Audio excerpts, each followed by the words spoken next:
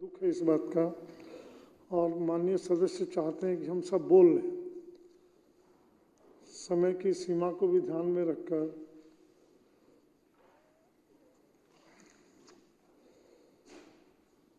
चलिए 280 श्री सोमदत्त जी। धन्यवाद अध्यक्ष जी। अध्यक्ष जी, मेरी विधानसभा में 2 मोहल्ला क्लिनिक हैं जिससे रोजाना सैकड़ों लोग बेनिफिट्स ले रहे हैं, उनको क्वालिटी ट्रीटमेंट मिल रहा है और निःशुल्क मेडिसिन्स मिल रही हैं। इसके लिए माननीय मुख्यमंत्री अरविंद केजरीवाल जी का दिल से धन्यवाद है। सब लोग बहुत आशीर्वाद देते हैं, लेकिन इतनी बड़ी पॉपुलेशन पे 2 मोहल्ला क्लिनिक अपर्याप्त हैं, कम हैं। मेरा आपसे अनुरोध है कि कम से कम 2 मोहल्ला क्लिनिक की और टॉप मोस्ट अर्जेंट बेसिस पे मेरी विधानसभा में व्यवस्था कराई जाए। बड़ी संख्या में लोग इसकी डिमांड कर रहे हैं। कृपया इस मांग को मेरी गंभीरता से लिया जाए। मेरी रिक्वेस्ट है आपसे, माननीय मंत्री जी से अनुरोध है, जल्द से जल्द 2 मोहल्ला क्लिनिक और मेरी विधानसभा में बनवाए जाए। धन्यवाद। धन्यवाद। संजीव झा जी। धन्यवाद अध्यक्ष महोदय। मैं आपका ध्यान हमारे क्षेत्र में जो जितने भी चौपाल हम लोग बना रहे हैं उसका ध्यान आकर्षण चाहता हूं मैं आपका। बेसिकली जितने भी चौपाल हम लोग अभी बनाए हैं ये सारा चौपाल डीडीए के कंट्रोल में चला गया है। तो चौपाल बन के तो तैयार है, अब एक एक महीना, एक एक साल, 1.5 साल, 2-2 साल से चौपाल बना, बढ़िया चौपाल बना। अब वहाँ सारा फंड दिल्ली सरकार का लगा है, हम लोगों का फंड लगा है, लेकिन वो बनते ही डीडीए वाले आके कंट्रोल में ले लेते हैं अपना, और फिर कोई भी फंक्शन हो पाए उसका कोई व्यवस्था नहीं है। अब उससे क्या होता है कि अब चौपाल तो बड़ा सुंदर बना था, अब उसमें चोरी हो रही है, उसके पंखे गायब हो रहे हैं, उसका एसी गायब हो रहा है। मैंने डीडीए की वीसी से मिलकर बात की थी कि इसका कोई समाधान निकाला जाए या रेवेन्यू भी कोई एक समाधान निकाले इसका, क्योंकि पहले ये रेवेन्यू कंट्रोल में होता था। अब जिस इलाके हमने चौपाल बनाया उस इलाके के लोगों का भारी प्रतिरोध रहता है। कई बार तो जाकर वो भी ताला तोड़ दिए कि हम फंक्शन कर लेते हैं अपना। तो पहले क्या होता था कि जब चौपाल बनता था तो वहाँ के जो लोकल आरडब्ल्यूए होती थी या एनजीओ होता था उसको दे दिया जाता था, और उसके माध्यम से फिर जो भी कोई सामाजिक फंक्शन करना हो वो कर पाता था।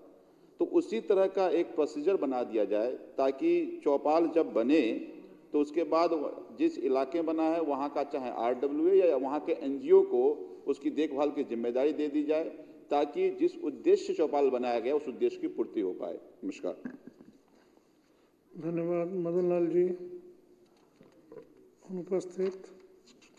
श्री नरेश यादव जी अनुपस्थित। ऋतुराज गोविंद जी। अध्यक्ष महोदय, आपने मुझे 280 के माध्यम से अपने क्षेत्र का समस्या उठाने का मौका दिया। मैं अति गंभीर एक विषय को आज इस आपके माध्यम से उठाना चाहता हूं। किस तरीके से डीडीए कच्ची कॉलोनी वालों के साथ अन्याय कर रही है। अध्यक्ष जी, अनऑथराइज्ड कॉलोनीज 2008 में उनको जो है सो रजिस्ट्रेशन किया गया दिल्ली सरकार के अंदर में, और आज दिल्ली के अंदर में टोटल 1793 कॉलोनीज हैं जो कि रजिस्टर्ड हैं, जिसको रेगुलराइज किया गया, जिसका रेगुलराइजेशन सर्टिफिकेट दिया गया।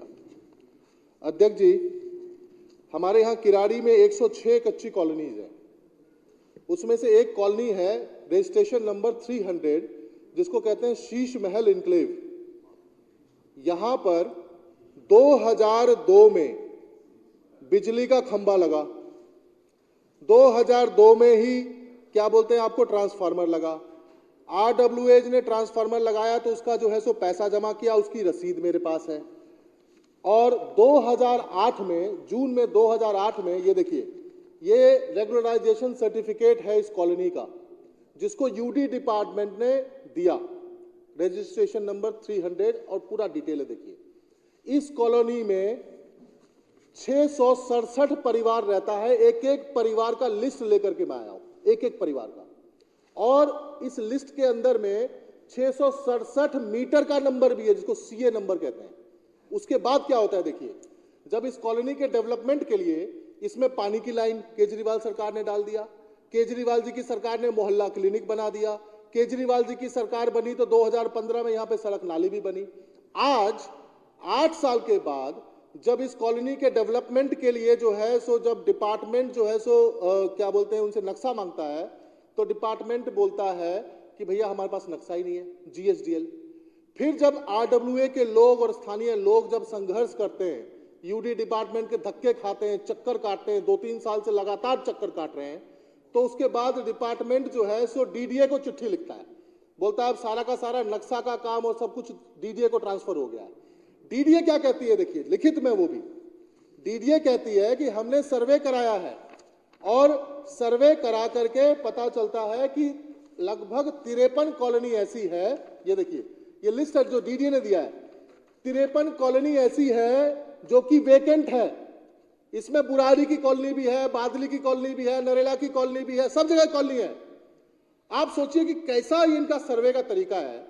एक कॉलोनी जो 2002 में जहां पर खंबे लग गए, जहां पर में सारा काम हो गया, 2008 में रेगुलराइजेशन हो गया, सरकार का पानी की लाइन डल गई, मोहल्ला क्लिनिक बन गया, 667 परिवार रहता है, एक एक का मीटर का नंबर लेकर के आए हैं। वो कौन सा सर्वे है जो कह रहा है कि वो वेकेंट लैंड है और GSDL के अंदर में उसका नक्शा नहीं अपलोड कर रहे हैं।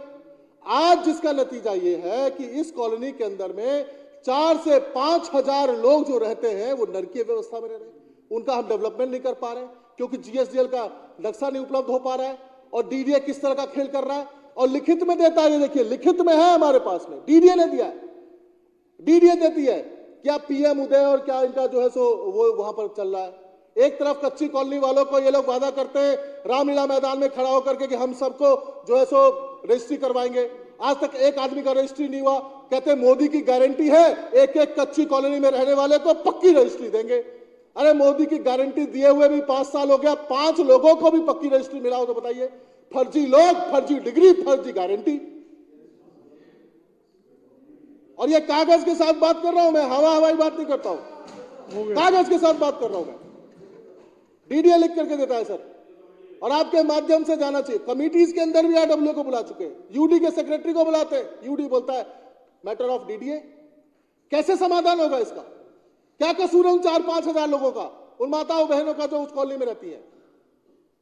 भाई कोई गड़बड़ काम हो, किसी का वो हो, समझ में आता है। एक कॉलोनी जो 25 साल पहले 30 साल पहले बसा हुआ है, जिसमें काम हो चुका है, पानी की लाइन डल चुकी है, सब काम हो चुका है, और ये सारा कागज है। ऋतुराज जी हो गया। कभी RWA वाले कोर्ट के चक्कर काट रहे हैं, कभी DDA के चक्कर काट रहे हैं, कभी UD के चक्कर काट रहे हैं, पर समाधान नहीं मिल रहा। बस स्पीकर साहब 53 कॉलोनी है, लिखिए लिस्ट में, आप लोग भी हैं, आप लोग को ध्यान नहीं है इस बात का। स्पीकर साहब कल मेरे को अलाउ कीजिए स्पीकर साहब, मैं बैठिए, हो गया ना पूरा। एक एक कागज है मेरे पास। बैठिए, आप सोचिए कि 667 परिवार का CA नंबर लेके आया हूं तो कितना मेहनत किया होगा इसके लिए। ये कागज टेबल कर दीजिए सर। हाँ। सर एक एक कागज है सर, मैं एक एक चीज में कागज, मैं आई बिलीव इन पेपर्स, मैं एक एक कागज लेके आया हूं ताकि इस पे कुछ समाधान हो सके। और मैं UD मिनिस्टर का भी इस विषय पे ध्यान आकर्षण करना चाहूंगा। ये पेपर मंगवा लीजिए। हमारे UD मिनिस्टर, पावर मिनिस्टर, सब मिनिस्टर का मैं ध्यान इस पे आकर्षण करना चाहूंगा। सर जो बात माननीय सदस्य ऋतुराज झा जी ने रखी है, कल मेरा आदमी भी UD गया था MLA लेड फंड के प्रपोजल से संबंधित रिपोर्ट लेने। तो अक्टूबर, नवंबर, दिसंबर, जनवरी 4 महीने के जो प्रपोजल थे, उन पे 28 फरवरी को एक लेटर इशू किया गया है कि जितने भी आपने एस्टिमेट्स भेजे हैं, जैसे एक सबसे सिंपल मेरे को सड़क बनवाने का काम लगता था, सड़क का एस्टिमेट था सर दिसंबर के महीने का भेजा हुआ, उस पे UD ने लिख के दिया है कि उस लोकेशन की जियो टैगिंग करके भेजो। और उसके बाद आपके डिवीजन का कोई आउटस्टैंडिंग तो नहीं है, इसकी NOC लेके आओ। UD के विषय में लिख के दिया था, वो पिटीशन कमेटी को भेजा है, आप भी एक लिख के दे दीजिए पिटीशन कमेटी। मैं बिल्कुल दे दूं स्पीकर साहब, अब आज दे दीजिए, आज दे दीजिए। मैं एक लाइन और ऐड कर रहा हूँ स्पीकर साहब, ये अभी डिपार्टमेंट के पास तो पहुंचा ही नहीं, ये तो बंदा डिपार्टमेंट का उधर गया UD में, तो उसको मालूम ये दे दीजिए ना। ये उसके बाद स्पीकर साहब रिक्वेस्ट ये है कि मार्च का महीना चल रहा है, अगले कुछ दिन में वैसे कोड ऑफ कंडक्ट लग जाएगा और नया फाइनेंशियल ईयर शुरू हो जाएगा। MLA लेड फंड बढ़ाने का फायदा ही क्या स्पीकर साहब, जो हमारे प्रपोजल ही अप्रूव नहीं होंगे तो आप दीजिए, करते हैं बात। प्लीज। थैंक यू स्पीकर साहब।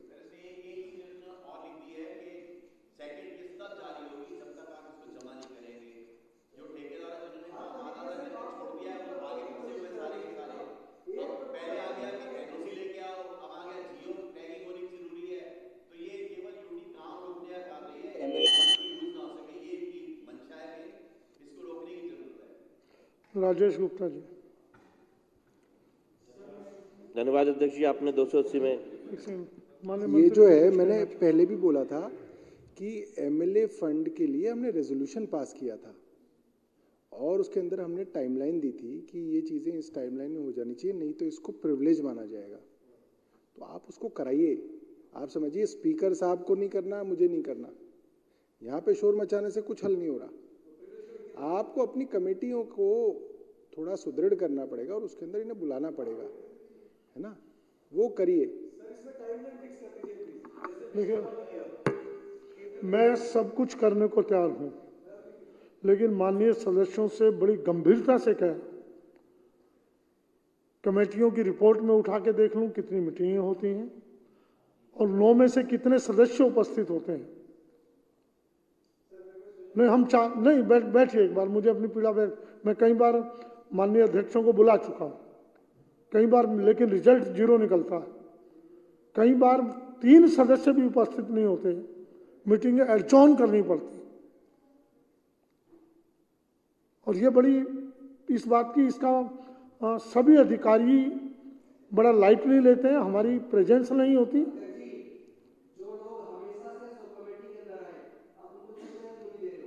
करेंगे, बात करेंगे इस पर।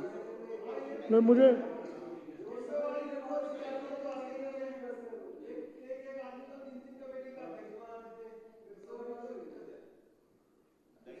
और कई दिक्कतें भी हैं, मैं जिसका जिक्र यहाँ नहीं कर रहा हूँ, और कई दिक्कतें भी हैं, उनका जिक्र मैं यहाँ नहीं कर रहा। चलिए, श्री राजेश गुप्ता जी। धन्यवाद अध्यक्ष जी, आपने मुझे 280 के तहत सवाल उठाने का मौका दिया। अध्यक्ष जी, वजीरपुर विधानसभा के अंदर बहुत बड़ी आबादी ऐसी भी है जो झुग्गी बस्तियों में रहती है। बहुत सारी कोठियाँ फ्लैट भी है, लेकिन उनको देख के कुछ लोग बहुत धोखा खा जाते हैं कि यहाँ पे तो शायद वो झुग्गियाँ होगी ही नहीं। लेकिन अगर कहीं आप अंदर जाएं तो बहुत बड़े बड़े झुग्गी क्लस्टर भी दिखाई देते हैं।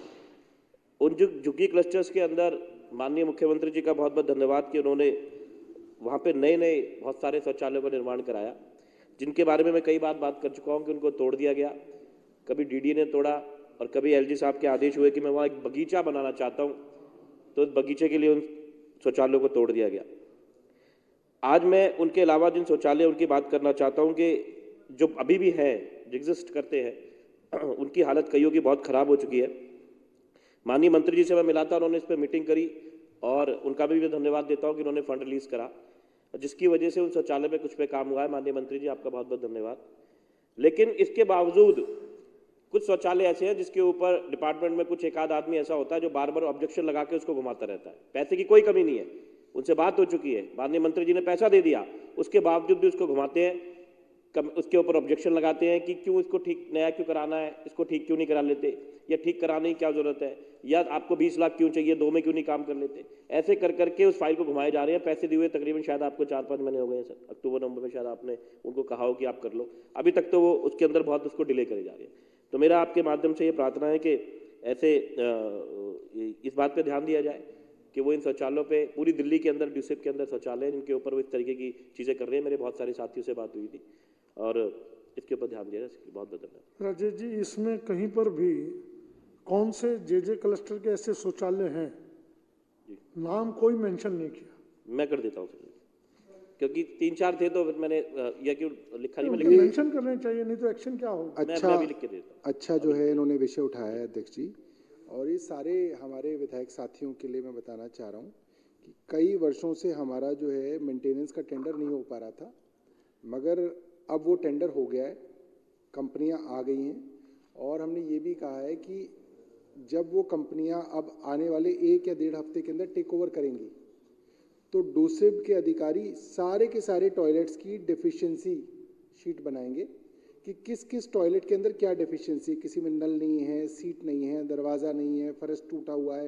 पानी नहीं है, टंकी नहीं है, एक एक टॉयलेट की डेफिशिएंसी की लिस्ट बना रहे हैं और हम लोगों ने उनको पैसा दिया है कि इन सब के अंदर टेंडर करके आप उनको दुरुस्त करें और दुरुस्त करके जो है नई कंपनी को करें। तो मैंने अपने डूसिब से मांगा भी है, तो जितने विधायक साथी अगर थोड़ा इसमें इंटरेस्ट लें तो आप अपने डूसिब के अधिकारियों से मिलके उनसे मांग लीजिएगा कि भाई इस टॉयलेट में क्या कमी है, इसमें क्या है, इसमें क्या है और इसका ठेका हुआ है नहीं हुआ है, ताकि जो है अब आगे से जो है बड़े सुचारू रूप से चले। दूसरे टॉयलेट से पोटा कैबिन वाले टॉयलेट्स जो जिन जगहों पे हम लोग पक्के टॉयलेट नहीं बना पाए हैं, वहाँ पे पोटा कैबिन में टॉयलेट होते थे, उसका भी कई वर्षों से जो है 4-5 सालों से टेंडर नहीं हो पा रहा था, उसका भी टेंडर हो गया है, तो उसमें भी नया वेंडर जो है आने वाला है।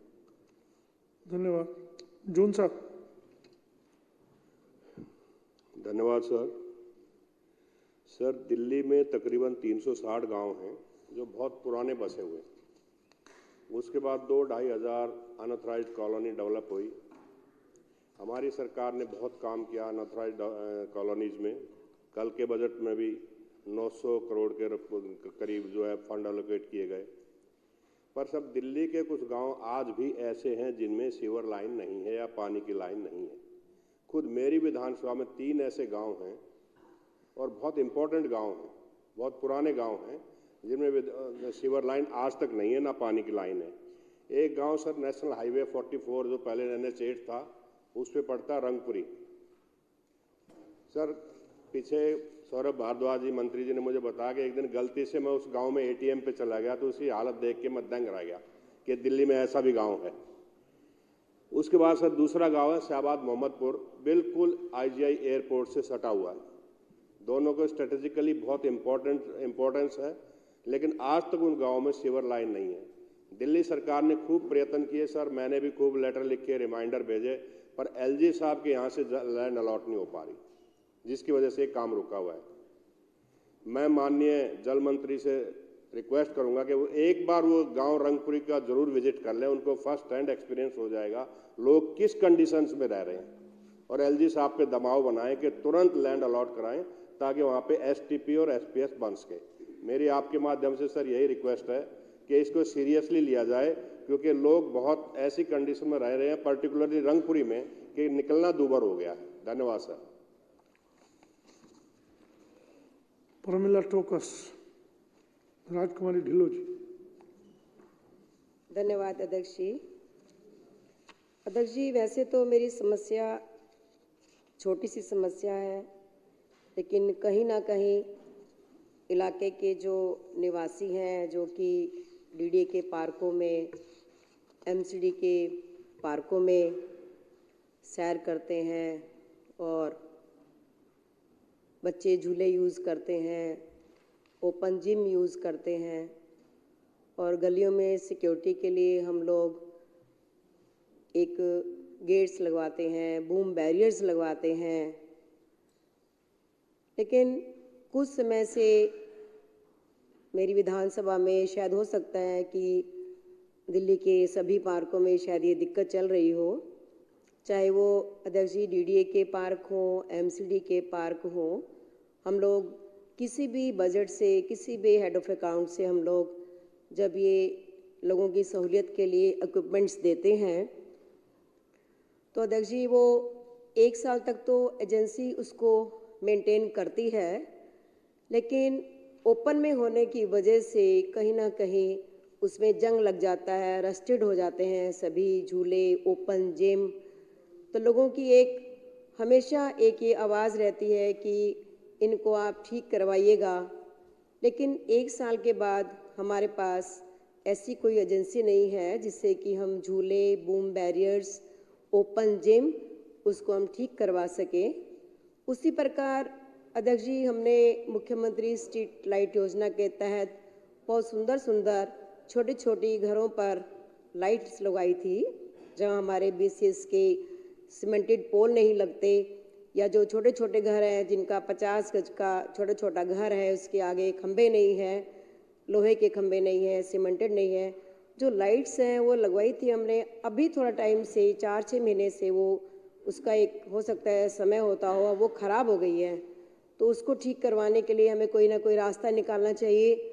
और साथ में अध्यक्ष जी, जो सेकंड फेज़ में जो कैमरेज लगे हैं हमारी विधानसभा में, तो वहाँ लोग बड़े खुश थे जब हम लगा रहे थे, लेकिन अब ना तो उन्होंने उसकी एक्सेस दिया, और जो सब्सिडी मिलनी थी लोगों को वो भी नहीं मिली, और ऑलमोस्ट मैं तो ये कहूँगी कि 70 to 80% जो हमारे कैमरेज लगे हुए हैं वो बंद पड़े हैं। तो आपके माध्यम से मेरी एक ये रिक्वेस्ट है कि इसके ऊपर ध्यान दिया जाए। धन्यवाद अध्यक्ष जी, धन्यवाद। श्री अजय दत्त जी। आपने मुझे मेरे क्षेत्र के बहुत ही गंभीर विषय पर बोलने का मौका दिया। अध्यक्ष जी, पिछले करीब 1 साल से अम्बेडकर नगर में जगह जगह शराब के ठेके खोले जा रहे हैं और ये शराब के ठेके ज़बरदस्ती खोले जा रहे हैं, जबकि वहाँ की जनता, मेरे क्षेत्र की जनता बिल्कुल भी इनसे खुश नहीं है। अध्यक्ष जी, जब हम पहली बार सरकार में आए थे तो हमारे आने से पहले पिछली सरकारों ने 3 ठेके अम्बेडकर नगर में एलोकेट किए थे और मुझे आपको बताकर बड़ी खुशी हो रही है कि उन सारे ठेकों को जनता ने मना किया कि हम नहीं चाहते। और मैंने उस समय एक्साइज मिनिस्टर मनीष सिसोदिया जी हुआ करते थे, उनसे बात करके वो तीनों के तीनों ठेके खुलने नहीं दिए गए। पिछले करीब 1 साल से अम्बेडकर नगर में जगह जगह ठेके खोले जा रहे हैं और इसके बारे में ना तो हमें कोई सूचना होती, जब ठेके खुल जाते हैं फिर सूचना मिलती है, जनता आके रोष करती है, जनता मना करती है, लेडी से मना करती है कि ठेके नहीं खुलने चाहिए। अभी एक ठेका पुष्प विहार सेक्टर 5 में खोला गया और उसको बंद करा दी क्योंकि वो एमसीडी की इलीगल दुकानों में खुला था। उसको सील करा दिया गया मेरे द्वारा, लेकिन बाद में फिर वो ठेका चला दिया गया और जनता बड़ी दुखी है, परेशान है। दूसरा ठेका खोला गया आरपीएस में, एक छोटी सी मार्केट है डीडीए की, उसमें ठेका खोल दिया गया। वहाँ की जनता बड़ी दुखी है, परेशान है। उन्होंने कई बार मुझसे कहा, मैंने एक्साइज सेक्रेटरी से भी बात की, लेकिन वो ठेका बंद नहीं हुआ। फिर एक तीसरा ठेका खोला गया Khanpur main road, Kanpur MB road पर, वो भी प्राइवेट जगह में खोला गया और वो स्कूल से भी पास है। उसके बारे में भी जनता ने बहुत रोष किया। तो अध्यक्ष जी, ये जो ठेके खोले जा रहे हैं, पहले दिल्ली के अंदर इस तरीके के जबरदस्ती डिपार्टमेंट के द्वारा ठेके नहीं खोले जाते थे, लेकिन अब ये ठेके खोले जा रहे हैं जिससे जनता भी दुखी है, हम लोग भी दुखी हैं। और मैं आपके माध्यम से कहना चाहता हूं कि भाई आपने इतने सारे, एक्साइज डिपार्टमेंट ने इतने सारे ठेके खोले जा रहा है, रेवेन्यू क्या आ रही है क्या नहीं आ रही, लेकिन वहाँ की जनता से, अध्यक्ष जी बस 1 मिनट और लेके, वहाँ की जनता से, महिलाओं से पूछकर उनको खोला जाए। और मेरे क्षेत्र में मैं किसी भी नए ठेके खोलने के हक में ना था, ना हूँ, ना रहूँगा। ये जितने भी पिछले 1 साल में ठेके खोले गए, मैं आपके माध्यम से रिक्वेस्ट करता हूँ एक्साइज डिपार्टमेंट उनको बंद करे, आरपीएस का ठेका बंद करे, खानपुर का ठेका बंद करे और सेक्टर 5 पुष्प विहार का ठेका बंद करे और जनता को राहत दे। धन्यवाद अध्यक्ष जी, आपने मुझे मेरे क्षेत्र के विषय पर बोलने का मौका दिया। श्री नरेश यादव जी। धन्यवाद अध्यक्ष जी, जो आपने मुझे मेरे क्षेत्र की समस्या उठाने का मौका दिया। अध्यक्ष जी, मेरे क्षेत्र में कुसुमपुर पहाड़ी एक बहुत बड़ा जेजे क्लस्टर है, कुसुमपुर गांव भी कहते हैं लोग उसको। अध्यक्ष जी, यहाँ पर पानी की विकट समस्या है और ये समस्या मैं पिछले काफ़ी समय से इस सदन में उठाता हुआ आ रहा हूँ। अध्यक्ष जी, जब 2015 में मैं विधायक बनकर आया तो यहाँ पर 10-12 टैंकर जाते थे। टैंकर से भी पानी की आपूर्ति पूरी नहीं होती थी, लेकिन माननीय अरविंद केजरीवाल जी की सरकार में यहाँ पर अध्यक्ष जी टैंकर से सप्लाई आज सफिशेंट हो रही है। लगभग जितने टैंकर्स की डिमांड होती है हम दे पाते हैं, लेकिन इन लोगों की डिमांड शुरू से ही थी कि हमें भी पाइपलाइन से पानी दिया जाए। अध्यक्ष जी, यहाँ पर लगभग 50 से ज़्यादा टैंकर्स आज जा रहे हैं, बड़े छोटे मिला के, और यहाँ पर स्पेस भी है, जगह भी है, एक डिस्पेंसरी है। मेरी पहले भी डिमांड थी कि यहाँ पर एक यूजीआर बनाया जाए और साथ में एक पंपिंग स्टेशन और पाइपलाइन का भी इंतजाम किया जाए। साथ में वसंत विहार लगता हुआ एरिया है, वहाँ तक पानी का प्रबंध है, फिल्टर लाइंस वहाँ पर है, तो इस क्लस्टर्स को भी कवर किया जाए। और पंपिंग स्टेशन और यूजीआर बनाने पर यह भी लाभ हो सकता है कि जो टैंकर्स जाते हैं उस टैंकर्स का सारा पानी उस यूजीआर में डाल दिया जाए और पाइपलाइन बिछा के उसको पंप किया जाए, तब भी लोगों को अपने अपने मकानों में पानी मिल सकता है। इसके अलावा अध्यक्ष जी, यहाँ पर डूसीब के 7 टॉयलेट्स हैं और टॉयलेट्स की बहुत बुरी हालत है। यहाँ पर सारे के सारे टॉयलेट्स में दरवाजे टूटे हुए हैं, नलें टूटी हुई है, वहाँ के जो पोर्ट्स हैं वो ख़राब हैं, लाइट्स बिल्कुल नहीं है और वहाँ पर जो केयर टेकर है वो बिल्कुल भी अपनी ड्यूटी नहीं कर रहा है। अध्यक्ष जी, इस विषय पर आने से पहले माननीय मंत्री सौरभ भारद्वाज जी ने स्टेटमेंट दिया है, जितने भी डूसू के झुग्गी क्लस्टर्स हैं, आदेश दिया गया है कि उनमें जो भी डेफिशिएंसी है वो अधिकारियों से मिल करके उसको करवा लें। Matter has been taken by the government. मैं धन्यवाद करूंगा मंत्री जी का कि मेरा 280 में ये इशू उठने से पहले ही उनकी स्टेटमेंट्स भी आ गई और आदेश भी दे दिया गया। अध्यक्ष जी, इसके अलावा क्लस्टर में रोड्स की भी हालत ख़राब है, तो मेरा अनुरोध है कि दूसरी साइड रोड्स, टॉयलेट्स और जल मंत्री से पानी की व्यवस्था यहाँ पे की जाए। अध्यक्ष जी, आपने मुझे मेरी क्षेत्र की समस्या उठाने का मौका दिया, उसके लिए आपका आभार व्यक्त करता हूँ। श्रीमान साहनी जी।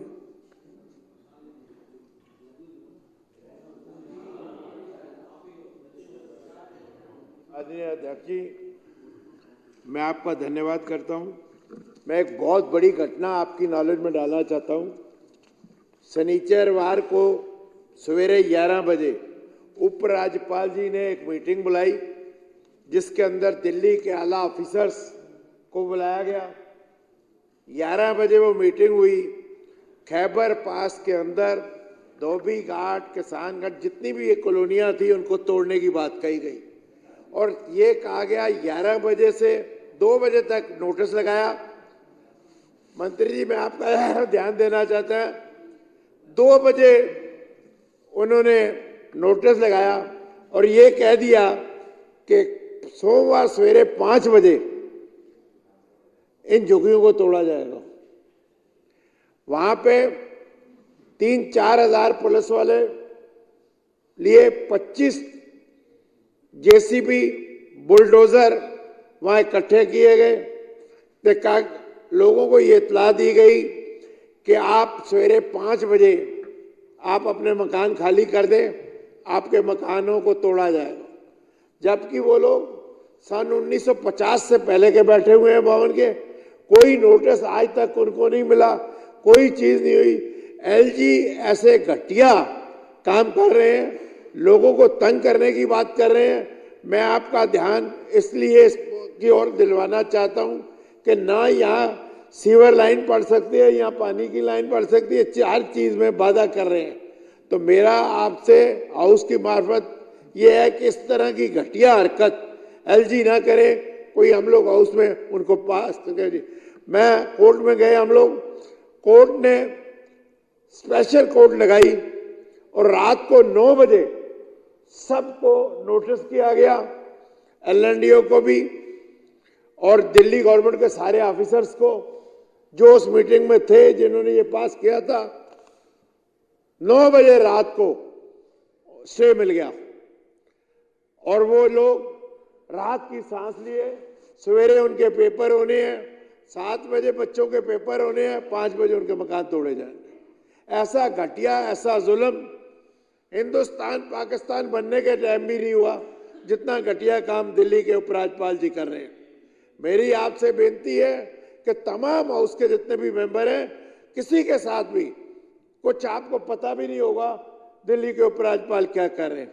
उनको दिल्ली का उपराज्यपाल चीफ सेंट्री इंस्पेक्टर के बराबर हैं। ये जाके इलाके में घड़ी घड़ी घूमते हैं, कहाँ मकान तोड़ सकते हैं, कहाँ लोगों को परेशान कर सकते हैं, जहाँ दूसरी आप पार्टी को नुकसान होता हो वहाँ की झुग्गियाँ हम कैसे तोड़ सकते हैं, उनको कैसे फैसिलिटी से वंचित रखा जाएगा, ये काम दिल्ली के उपराज्यपाल जी कर रहे हैं।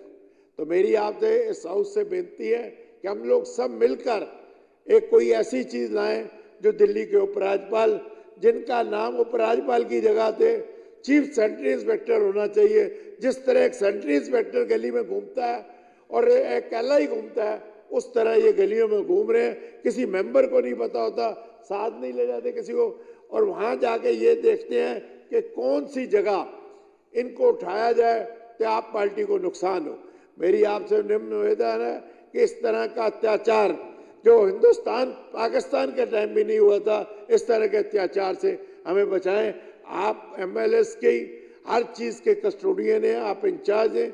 हम आपसे रिक्वेस्ट करते हैं कि इस तरह की पूरी से पूरी ताकत से ऐसे एलजी के खिलाफ कोई ना कोई मामला लाया जाए या कुछ चीज की जाए और उसके संबंधित जितने अधिकारी हैं उनको दोषी करार दिया जाए कि इतना 2019-54 में बैठे हुए लोग, जो से बैठे हुए 1952 से बैठे हुए उन लोगों को एकदम उठाना, ये आज तक कभी हिस्ट्री में नहीं हुआ। मेरी सियासी लाइफ में मैंने आज तक नहीं देखा कि शनिचरवार को नोटिस हो, एतवार का टाइम दिया जाए और सवेरे 5 बजे उनको गिरा दिया जाए।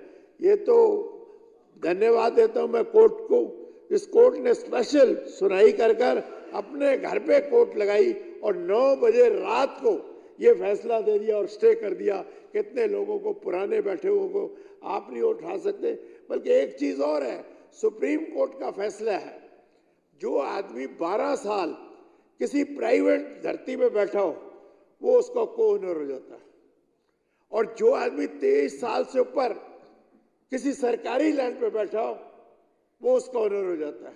मेरे को समझ नहीं आती कौन सा इनके पास कानून है। ना ये सुप्रीम कोर्ट को देखते हैं, ना हाई कोर्ट को देखते हैं, ना लोगों की फैसिलिटी देते हैं। ऐसा है, ऐसा ज्ञात होता है कि गंजे को नाखून दे दो वो अपनी टांट खुरकता रहेगा। इसी तरह का फैसला दिल्ली के उपराज्यपाल कर रहे हैं। तो मैं तमाम हाउस से रिक्वेस्ट करता हूं कि आप सारे मिलकर ऐसा एक्शन लें और इसलिए कि ये एलजी के खिलाफ आवाज उठाएं ताकि दिल्ली का एलजी लोग, गरीब लोगों के पास अत्याचार न करें। धन्यवाद। अखिलेश त्रिपाठी जी अनुपस्थित। श्री जय भगवान जी।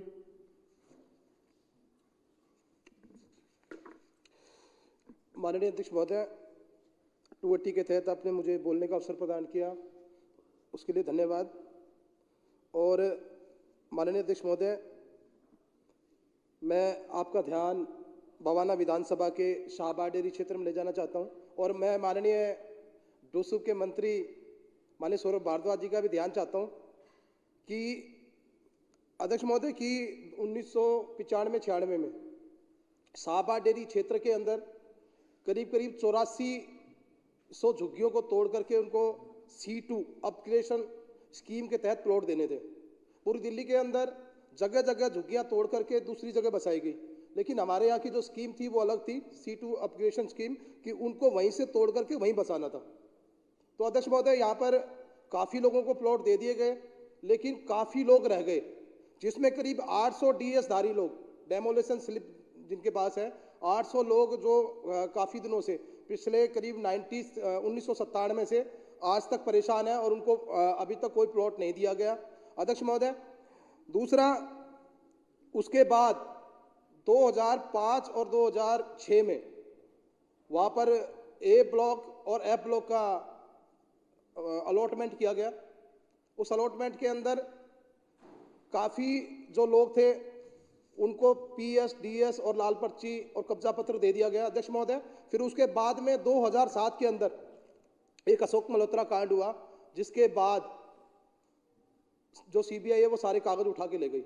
अध्यक्ष महोदय, और जो लोग, जिन लोगों को प्लॉट दिए गए थे दिल्ली शहरी आश्रय सुधार बोर्ड के द्वारा, उन लोगों को जो उनके जो PS थे, पोजीशन स्लिप, लाल पर्ची, कब्जा पत्र, वो आज तक नहीं मिले। अध्यक्ष महोदय, और पिछले 15 वर्षों से कुछ लोगों की 97 में तोड़ी है, कुछ लोगों की जो झुग्गियां तो 97 में तोड़ी है, और जब से लेकर अब तक उन लोगों को अध्यक्ष महोदय प्लॉट के कागज नहीं मिले, जिसकी वजह से आज तक लोग किराए पर रह रहे हैं, लोग परेशान हैं, और ना ही उनको कब्जा दिया जा रहा, क्योंकि जो डिपार्टमेंट के जो लोग हैं वो कहते हैं जी PS लेके आओ, DS लेके आओ, लाल पर्ची लेके आओ, तभी हम आपको यहाँ पर बैठने देंगे। लेकिन क्योंकि CBI कागज ले गई और आज तक उस पर कोई ध्यान नहीं है अध्यक्ष महोदय, तो मैं चाहता हूं कि जो मेरे लोग हैं, शाहबाद डेयरी के गरीब लोग हैं, वो बेचारे पिछले 15-20 सालों से लगातार परेशान हैं, और उनको उनके जो प्लॉट के जो कागज हैं वो दिए जाएं, और जो 800 DS धारी जो लोग हैं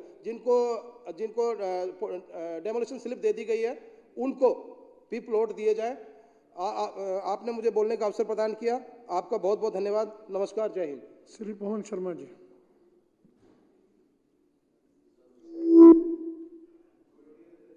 विषय नहीं है, 3-4 लगा रखे थे।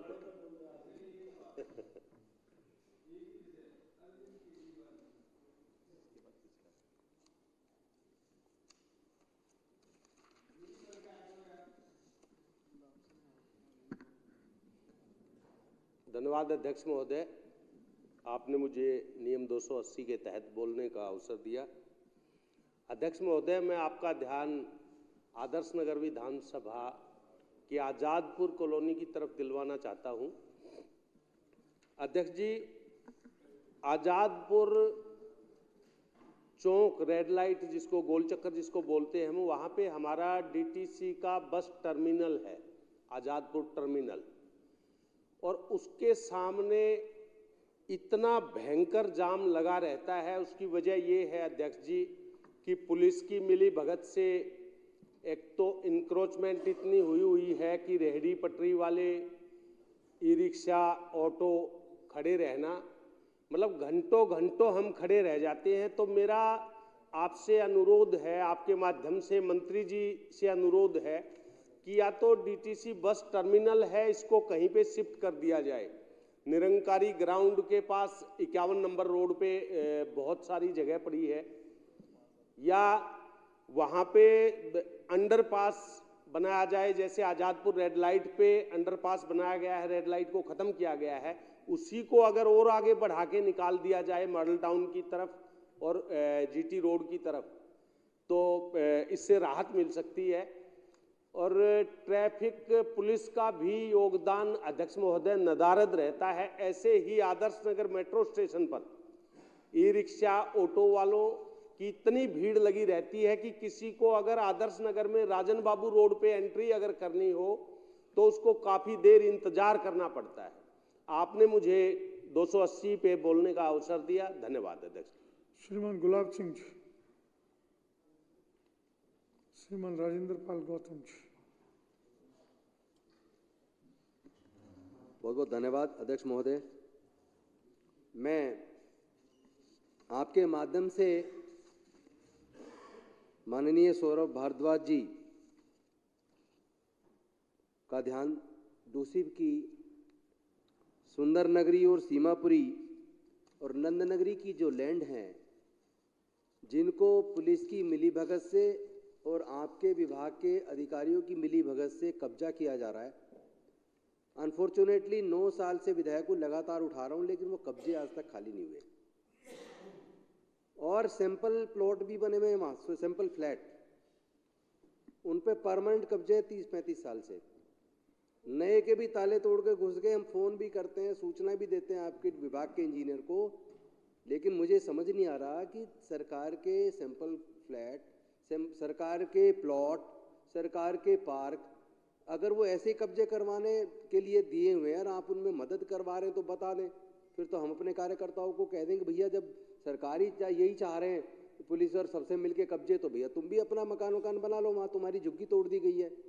लेकिन दुख की बात है, मैं विद डॉक्यूमेंट और एक एक जगह का प्रूफ देता हूँ। माननीय अध्यक्ष जी, डूसिब कॉम्प्लेक्स A4 ब्लॉक नंद नगरी में, एड्रेस दे रहा हूँ अध्यक्ष जी, मंत्री जी नोट कर लें, A4 ब्लॉक नंद नगरी शॉपिंग कॉम्प्लेक्स, वहाँ पे डेयरी चल रही है सालों से, और कितने बार मैं MCD के अधिकारियों को लेके, इनको डूसिब के अधिकारियों को लेके खाली करा चुका। वो पहले ही उन्हें पता लग जाती है, वो वहाँ से अपनी भैंसें गायें हटा देते हैं और शाम को फिर ले आते हैं, लगातार चल रही है। तो आप उस शॉपिंग कॉम्प्लेक्स को अलॉट कर दो लोगों को, कम से कम लोगों का अपना रोजगार का साधन हो जाएगा। या फिर अगर डेयरी चलवानी है तो उनसे कम से कम उन्हें लीज पे देकर उनसे पैसे ले लो। इसी तरह A4 के साथ साथ B2 में भी सेम इसी तरह अवैध डेयरी चल रही है, परमानेंट कब्जा है। कम से कम आपके हजार गज के प्लॉट कब्जा कर रखे हैं। आपके विभाग की कोई सीरियसनेस नहीं है उन्हें खाली कराने की। पुलिस का SHO और ये सब लोग वहाँ सिर्फ महीने की वसूली करते हैं।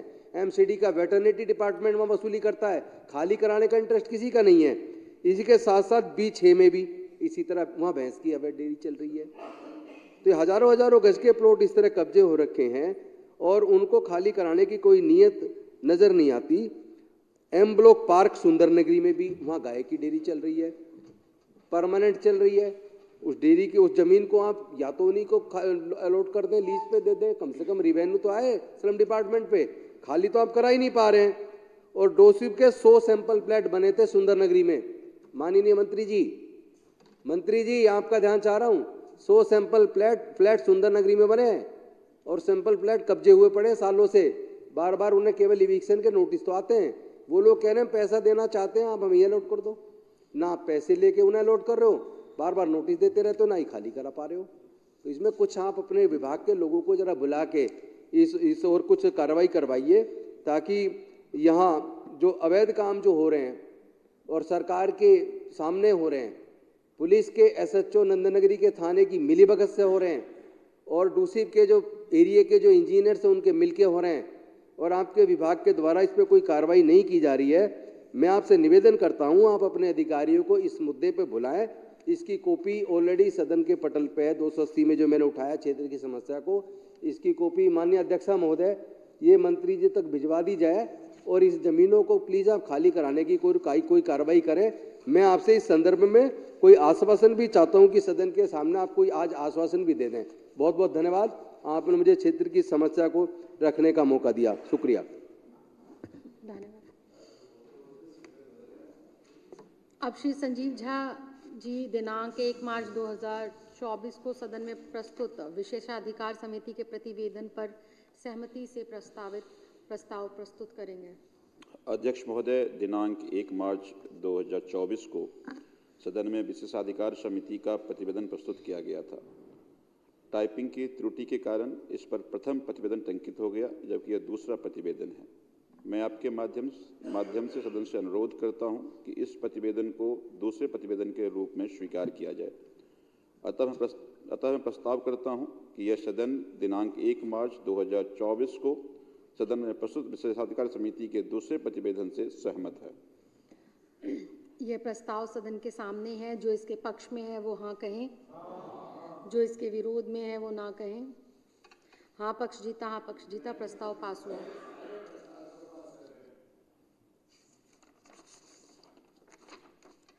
अब श्रीमती आतिशी जी माननीय वित्त मंत्री द्वारा दिनांक 4 मार्च 2024 को प्रस्तुत वार्षिक बजट पर चर्चा होगी। माननीय सदस्यों से अनुरोध है कि वह अपना भाषण बजट की विषय वस्तु तक ही सीमित रखें तथा अनावश्यक विस्तार ना करें। भाषा की मर्यादा का भी विशेष ध्यान करें। हमें सदन के समय के सदुपयोग का पूरा ध्यान रखना है ताकि निर्धारित समय में अधिक से अधिक सदस्यों को अपने विचार व्यक्त करने का अवसर मिल सके। अब सदस्य चर्चा में भाग लेंगे। श्री अजय दत्त जी।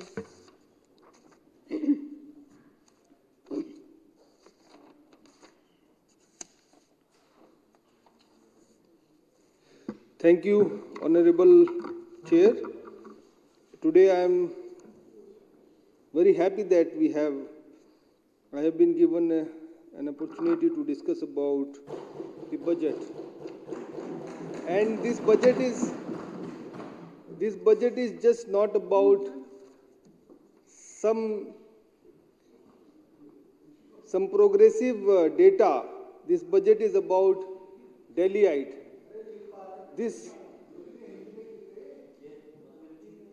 Anyway, Rajesh Gupta all is ji. yours. So I think so this budget is not about just giving a data. This budget is all about Delhiite, women and the youth of Delhi.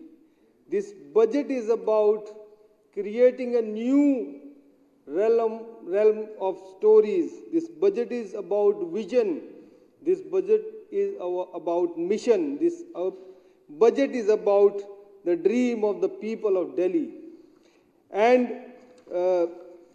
Honorable Chair, I would like to tell you a small background of this budget, that when we came to Delhi government, the Delhi government budget was 31,000 crores, and today the budget of Delhi is 76,000 crores, which is not a small number. And I think this is the first time in Indian history in any state has actually produced a 3 times more budget than what it was before. This budget says that we are here to create a good state, the state like Ram Rajya. What does it mean by Ram Rajya? Ram Rajya, where every person of the state is happy, the person of the state is secure, the person of that state and that country is peaceful, because the entire life is about being peaceful. And when they are living peaceful and when they leave the body, they should be peaceful. So this budget is about students, and I am very thankful to our finance minister and also Chief Minister of Arvind Kejriwal ji, that he has already created a sense of educational fundamental in the state of Delhi. And the people of Delhi feel very secure about their children's education. And in this budget, Finance Minister has given 21.57% budget only to education. And by this budget, the Delhi education system will become more strengthened. Creating around hundreds of school rooms, and this budget allocate 150 crore rupees only for new school rooms. This budget gives 42 crore rupees to create specialized excellence school system.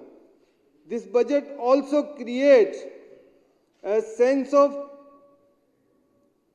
ownership, sense of support, and sense of being businessman to the people of Delhi, to the youth of Delhi. And this budget allocates 15 crores for senior business blaster and which are studying in college like IIT Delhi and some of the engineering college. This budget is about giving freedom to women. This budget empowers women of Delhi. This budget gives sense of security, sense of proud, sense of happiness to women of Delhi, because women of Delhi are now thinking that my brother Arvind Kejriwal ji, my son Arvind Kejriwal ji has given and allocated 1,000 rupees Mahila Samman Yojana, by which every woman of Delhi can get 1,000 rupees. And this is just not about 1,000 rupees, becoming more stronger, becoming more powerful, becoming more independent, because the history of India says that the women are not being kept so strong. So I think this budget is creating a big awareness not only in Delhi but also in the entire country of India. If we have to be a so-called Vishwaguru, a strong country, then the first thing we have to do to empower women in India. And I give my thanks to Arvind Kejriwal ji, also the finance minister, who is the first women finance minister of Delhi who has introduced a strong Mahila Samman Yojana budget for women. And I think when we any government create a budget of that state, of that country, it is not about you are giving something to the people of state. It is about you are allocating their money, which is taxpayer money, to the people of that state, of that country. It is just not it's not a give and take process or any freebies. It's their right. And the tax is collected, we have to actually spend. So the government is just a custodian of that money. And Arvind Kejriwal ji is the only leader in Delhi and in India who is with a very honest approach, giving back to the taxpayer money to the taxpayer. So I am very glad, happy and thankful that this budget is just not about a budget. It is about creating dreams, creating mission and the vision. And the mission is to make sure that the entire Delhi people become very, very secure. And just to take you back, the previous budgets were more on women's security, where Arvind Kejriwal ji has installed lakhs of CCTV cameras. This budget is again on women security, women respect and restoring of women value to Delhi. So I thank the entire team of Arvind Kejriwal ji to present this great budget. This budget also have 11% allocated to health, which is itself is a big achievement. And I think with all that, I can only say, if we need to create a Ram Rajya, we need to first look at the people of that state, and that nobody will sleep hungry, nobody will be left out from education, and no women feel unsecured in that state. That is what Ram Rajya. I thank Arvind Kejriwal ji and Finance Minister to create a vision of new state, a vision of new country, and a vision of a new possible opportunity for all and to the entire community of mankind. Thank you very much, Honorable Chair, that you have given me an opportunity to talk about. I support this budget with my full strength and happiness. Thank you very much. Thank you. B.S. Gunjan.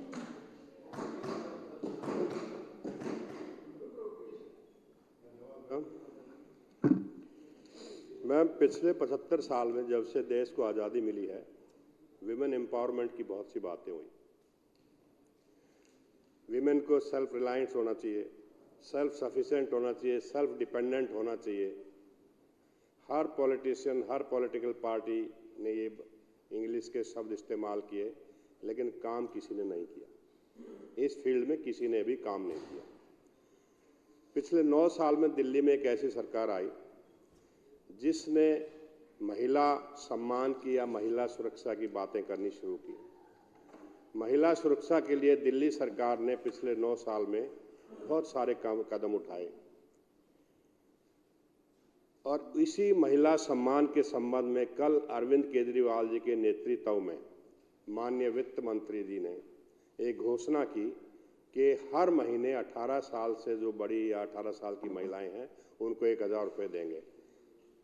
मेरे लिहाज से एक master stroke है women empowerment के लिए। इससे बढ़िया कोई कदम नहीं हो सकता। मैम, एक हास्य कवि ने कभी कहा था कि जब मेरी पॉकेट में पैसा होता है तो मेरे व्यक्तित्व में निखार आ जाता है। उन्होंने एक हास्य व्यंग किया होगा, लेकिन ये बात वाकई में सही है। अगर आपके पास आपकी जेब में कुछ खर्च के लायक पैसे हैं तो आप में सेल्फ कॉन्फिडेंस और आपका जो व्यक्तित्व है उसमें अपने आप एक निखार आ जाता है। अगर आज के दिन हम महिलाओं के हाथ में कुछ पैसा दें तो अपने आप उनका सेल्फ कॉन्फिडेंस, सेल्फ रेस्पेक्ट बढ़ती है। आज भी मिडिल क्लास की महिलाएं अगर 10 रुपए की सब्जी लेनी हो तो अपने बेटे को या अपने पति को कहेंगी सब्जी लेनी, पैसे दे दो। ये सिचुएशन कितने दिन चलेगी? और ये नहीं चलनी चाहिए। इसीलिए अरविंद केजरीवाल जी ने ये सोचा कि महिला सम्मान के लिए कुछ किया जाए ताकि ये किसी के ऊपर डिपेंडेंट ना रह सके। और ये एक बहुत बढ़िया कदम उन्होंने लिया कि महिला सम्मान के लिए उन्होंने 1000 रुपये पर मंथ का जो स्टाइपेंड लगा लें या जो भी लगा लें वो देने का निर्णय लिया। ये बहुत ही अच्छी बात है और देश में एक ऐसा कदम है कि बाकी सरकारें भी इसको फॉलो कर रही हैं। हमने देखा कि कल ही शाम को हिमाचल प्रदेश के मुख्यमंत्री ने घोषणा कर दी कि मैं भी 1500 रुपये महीना महिलाओं को दूंगा जो 18 साल या 18 साल से ऊपर हैं। हमारे साथी बीजेपी के लोग यहाँ नहीं हैं, उन्होंने कटाक्ष किया कि ये तो पॉलिटिकल गिमिक है जो 1000 रुपये देने वाली बात है। मैम, जब पिछले साल 1500 रुपये इलेक्शन से पहले लाडली बहना योजना चालू की इलेक्शन से पहले मध्य प्रदेश सरकार ने, क्या वो पॉलिटिकल गिमिक नहीं था? इसी प्रकार मोदी जी ने एक स्कीम लेके आए किसानों को, किसान सहायता राशि कितना दिया? 500 रुपये महीना, 6000 रुपये साल के, जबकि अरविंद केजरीवाल जी की सरकार यहाँ 1000 रुपये महीना महिलाओं को दे रही है। ये एक ऐसा डिसीजन है जिसको अब धीरे धीरे सारी सरकारें फॉलो करेंगी। तो हमारी पार्टी आई राजनीति में, और ये सही बात है कि हमने दूसरी पार्टियों को सिखाया कि राजनीति कैसे की जाती है, कैसे देश को आगे बढ़ाना है, कैसे समाज को आगे बढ़ाना है। अगर मैं बजट की बात करूं मैम, तो 4-5 इश्यूज ऐसे हैं जिनमें बहुत अच्छा काम किया गया जो पहली बार हुआ। लॉ डिपार्टमेंट में एक सेपरेट हेड बनाया गया जुडिशरी के लिए, और उसमें 3098 रुपये एलोकेट हुए। अनऑथराइज्ड कॉलोनी के लिए 902 करोड़ रुपया जो है वो एलोकेट हुए। रोड स्ट्रीट लाइट्स के लिए 275 करोड़ जो है पहली बार शायद दिया गया। विलेज डेवलपमेंट जिसकी बहुत ज़रूरत है उसके लिए 900 करोड़ रुपए एलोकेट किए गए। विमेन डेवलपमेंट के लिए 2714 करोड़ रुपए एलोकेट हुए, और मुख्यमंत्री महिला सम्मान के लिए 2000 करोड़ रुपए एलोकेट हुए। तो ये जो पहली बार ऐसे स्टेप्स लिए गए हैं, मैं बधाई देता हूं माननीय वित्त मंत्री जी को, और उन्होंने बधाई देता हूं अपने माननीय मुख्यमंत्री को कि जिनके नेतृत्व में इतना बढ़िया बजट पेश किया गया कि हर आदमी, हर महिला, और महिला ही नहीं हर पुरुष इस बजट की आज तारीफ कर रहे हैं। बीजेपी वालों की आदत है, वो तो इसको क्रिटिसाइज करेंगे और उनकी ये बातें कभी नहीं छूटेंगी। पर मैं सवाल ये है मैम कि पैसा अगर आप एलोकेट कर रहे हैं तो फायदा आम आदमी को हो रहा है नहीं हो रहा है, वो देखना है। ये एक ऐसा बजट है जिसमें सबका ध्यान रखा गया है। ये एक ऐसा बजट है जिसमें कोई ये नहीं कह सकता इस सेक्टर को छोड़ दिया गया। हाँ, 2 बातें जरूर है जो मैं कहना चाहूँगा। एक, माननीय वित्त मंत्री जी ने सबको सब कुछ दिया लेकिन खुद को कुछ नहीं दिया। उन्होंने वो भी खुद एक विधायक हैं, एमएलए फंड को उन्होंने वहीं का वहीं रख दिया। तो मेरी इनसे प्रार्थना है कि उस पर दोबारा से गौर करें और उसमें भी कुछ वृद्धि करें। दूसरी बात मैम, ओल्ड एज पेंशन का है। ओल्ड एज पेंशन का इस बजट में कोई जिक्र नहीं है। हो सकता है कुछ परिस्थितियों का कारण ना हो, लेकिन मेरी एक प्रार्थना, अनुरोध जरूर है माननीय वित्त मंत्री जी से, माननीय मुख्यमंत्री जी से, कि पिछले 4-5 साल जब से ओल्ड एज पेंशन बंद है, इस पीरियड में जिन लोगों की डेथ हो गई पेंशन धारकों की, कम से कम उनकी वैकेंसी जरूर फिलअप की जाए। जो एलिजिबल आदमी है उनको उस लिस्ट में जोड़ दिया जाए। तो बहुत बहुत धन्यवाद, आपने समय दिया। बहुत अच्छा बजट है और ये दिल्ली सरकार की उपलब्धियां हैं जो कि हर आदमी आज अप्रिशिएट कर रहा है। बीजेपी वाले हम अच्छा काम करेंगे तब भी उनको पसंद नहीं आएगा। बहुत बहुत धन्यवाद। प्रीति तोमर जी।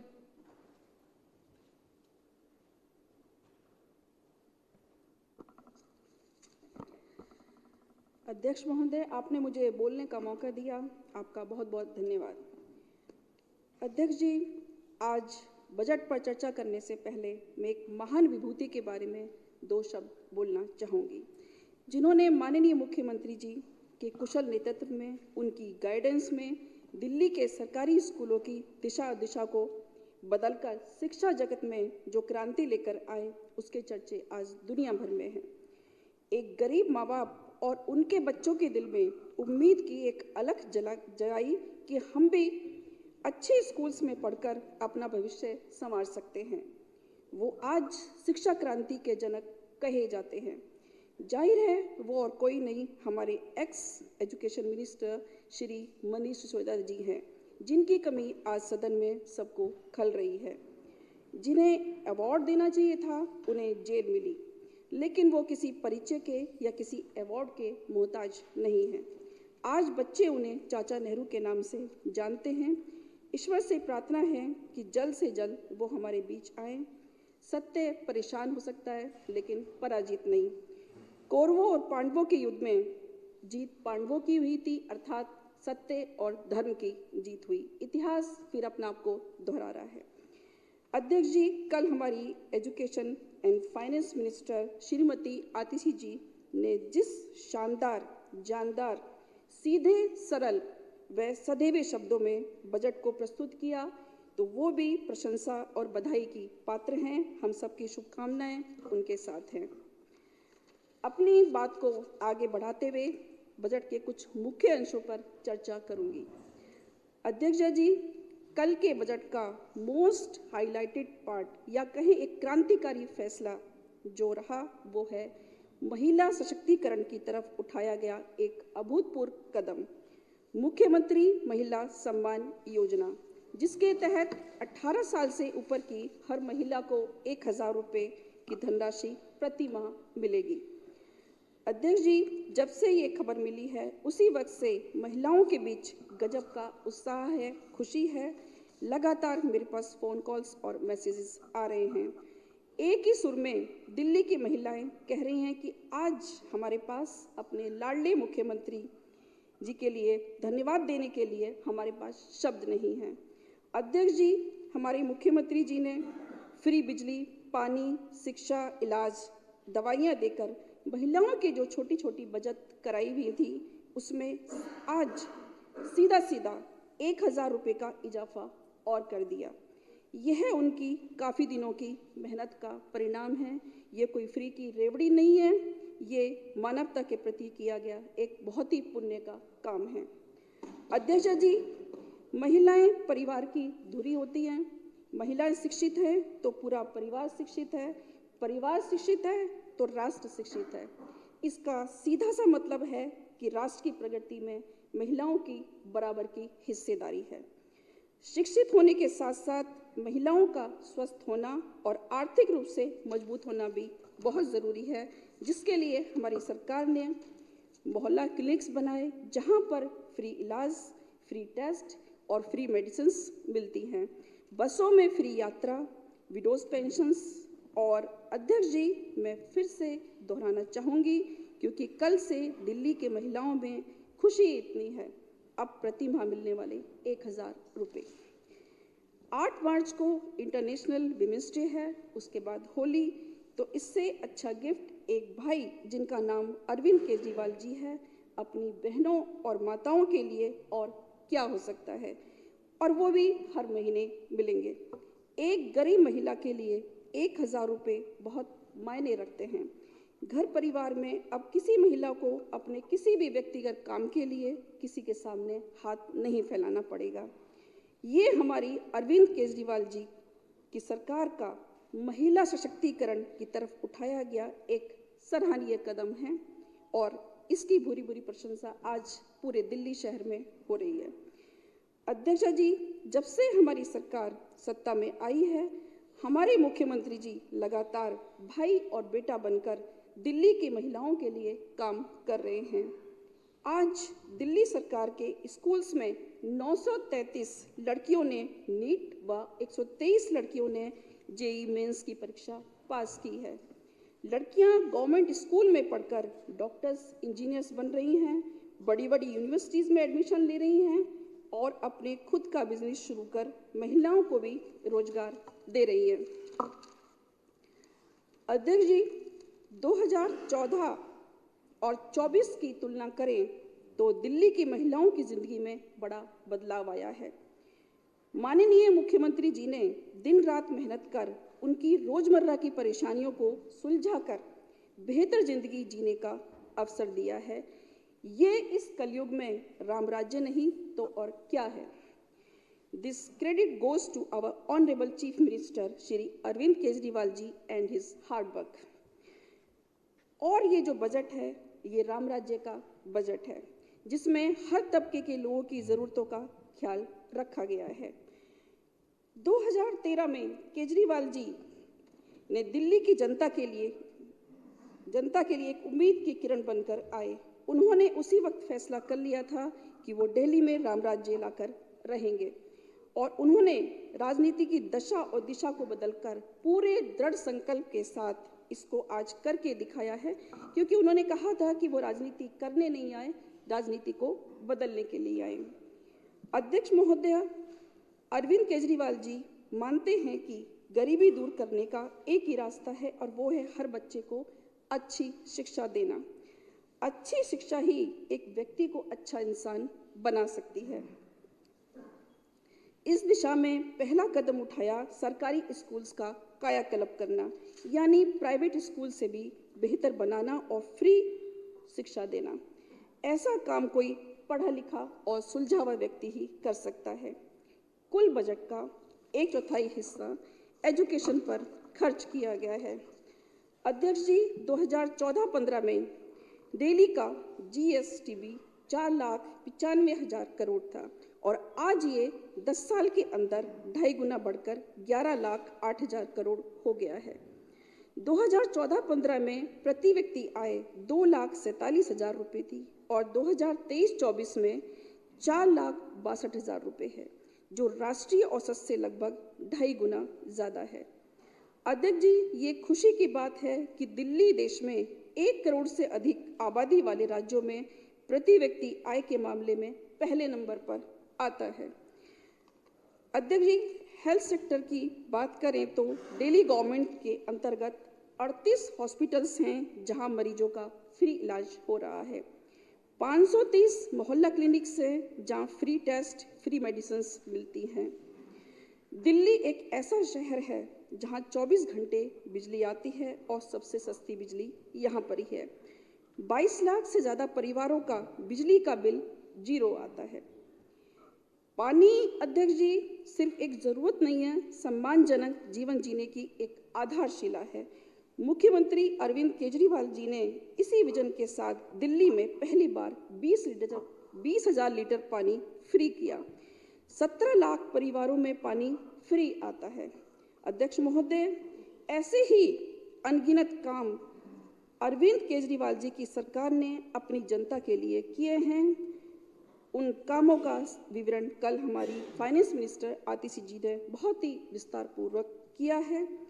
अध्यक्ष जी, ये कहना कि हमने सब कुछ कर दिया शायद न्याय संगत नहीं होगा, अभी तो बहुत कुछ करना बाकी है। तभी एक दिन सही अर्थों में राम राज्य की स्थापना हो पाएगी। हर घर में दीप जलेंगे, हर घर दिवाली होगी।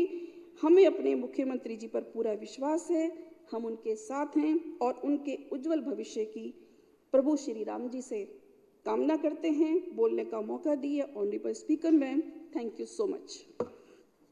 पवन शर्मा जी।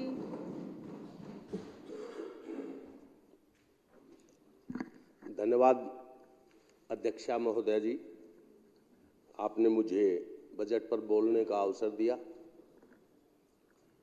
अध्यक्षा जी, सबसे पहले मैं हमारी फाइनेंस मिनिस्टर श्रीमती आतिशी जी को बहुत बहुत बधाई देता हूं, जिन्होंने अपना पहला बजट पेश किया। अध्यक्षा जी, जब सबसे बेहतरीन, सबसे अच्छे, सबसे उम्दा राजकाज की कल्पना की जाती है, सरकार की कल्पना की जाती है, शासन प्रशासन की कल्पना की जाती है, राज चलाने वालों की कल्पना की जाती है, तो उसमें राम राज्य सबसे बेहतरीन और सबसे अच्छी व्यवस्था माना जाता है। अध्यक्षा जी, तुलसीदास जी ने राम राज्य पर कहा, मैं एक चौपाई बोलूँगा। नहीं दरिद्र कोई दुखी न दीना, नहीं कोऊ अबुद न लक्षण हीना, सब गुणज्ञ पंडित सब ज्ञानी, सब कृतज्ञ नहीं कपट सयानी। महोदया, राष्ट्रपिता महात्मा गांधी भी राम राज्य की ऐसी ही व्यवस्था के पक्षधर थे और मुझे बहुत खुशी है कि बजट पेश करते हुए हमारी फाइनेंस मिनिस्टर आतिशी जी ने कहा कि राम राज्य का मतलब है कि जिस राज्य में कोई भूखा ना रहे, दरिद्र ना हो, कोई दुखी ना हो, यानी सब समृद्ध हों। और इसलिए ये बजट सबकी आर्थिक दिक्कतों को दूर करने वाला बजट है, सबके हितों का ध्यान रखने वाला बजट है, राम राज्य के सपने को हकीकत में बदलने वाला ये ऐतिहासिक बजट है। राम राज्य पर अध्यक्ष महोदय, आजकल कुछ लोगों को राम राज्य के आदर्श भगवान श्री राम नहीं है, उनके आदर्श कालनेमी हैं, जो दिखावे के लिए चंदन का टीका तो लगाते हैं, राम राम तो रटते हैं, पर अंदर से उनका लक्ष्य केवल लोगों को ठगना है। ये कौन लोग हैं, ये पूरे देश की जनता जान चुकी है। अध्यक्ष महोदया, 18 वर्ष से ऊपर की महिलाओं के लिए 1000 रुपये की सम्मान राशि का प्रावधान इस बजट में किया गया है। इस ऐतिहासिक निर्णय के लिए मैं अपने नेता और दिल्ली के लोकप्रिय मुख्यमंत्री श्री अरविंद केजरीवाल जी का बहुत बहुत आभार व्यक्त करता हूं। अध्यक्षा जी, हमारे नेता और दिल्ली के लोकप्रिय मुख्यमंत्री श्री अरविंद केजरीवाल जी ने दिल्ली के लोगों को अपना परिवार मानकर उनकी सब तरह की दिक्कतों को दूर करने का एक सार्थक प्रयास इस बजट के माध्यम से किया है। जिस तरह से शिक्षा के क्षेत्र में दिल्ली सरकार ने काम करके दिखाया, आज उसके रिजल्ट चारों तरफ दिखाई दे रहे हैं। सरकारी स्कूलों से निकले हुए बच्चे अब आईआईटी में एडमिशन ले रहे हैं, मेडिकल के कोर्स में एडमिशन ले रहे हैं और आईटीआई से निकले बच्चे बहुराष्ट्रीय कंपनियों में नौकरी पा रहे हैं। इस बजट में भी शिक्षा को प्राथमिकता दी गई है अध्यक्षा जी, जिसका स्वागत किया जाना चाहिए। इस बजट में बुजुर्गों की मुफ्त तीर्थ यात्रा का भी ख्याल रखा गया है। अध्यक्षा जी, सनातन धर्म में एक श्रवण कुमार की कहानी हम भी सुनते आए हैं, सभी ने सुनी है। एक श्रवण कुमार थे जिन्होंने अपने माता पिता को कंधे पर बैठा के पूरे भारत में जितने भी तीर्थ स्थल हैं वहां पे भ्रमण करवाया था।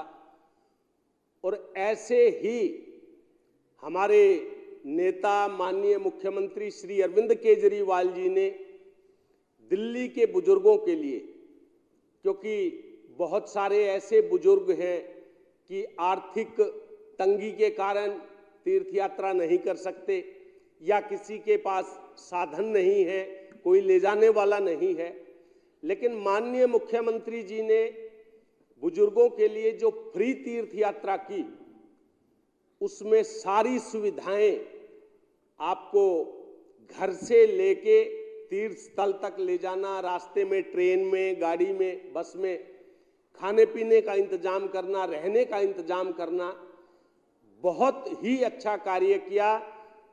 और आज पूरी दिल्ली के बुजुर्ग माननीय श्री अरविंद केजरीवाल जी को दिल्ली का श्रवण कुमार बोलते हैं।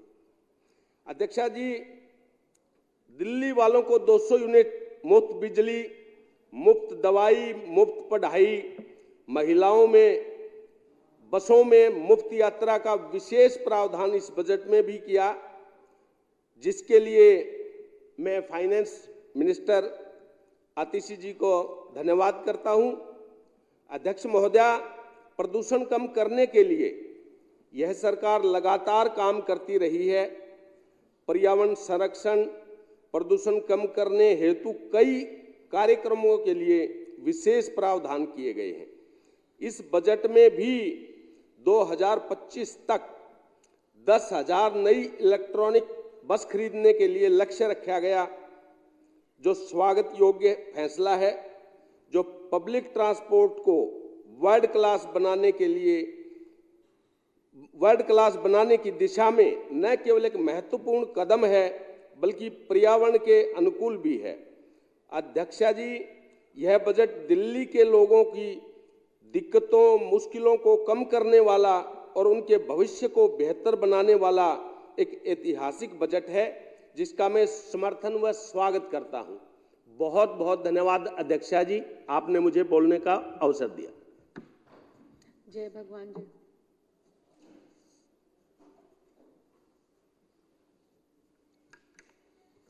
माननीय अध्यक्ष महोदय,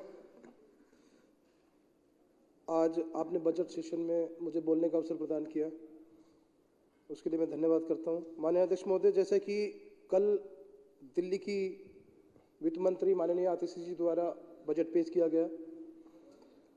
तो ये जो बजट है अध्यक्ष महोदय, ये दिल्ली के इतिहास में ऐसा बजट है, क्योंकि इससे पहले भी हमारी सरकार ने लगातार जो बजट पेश किए उसमें तरह तरह के कीर्तिमान स्थापित किए।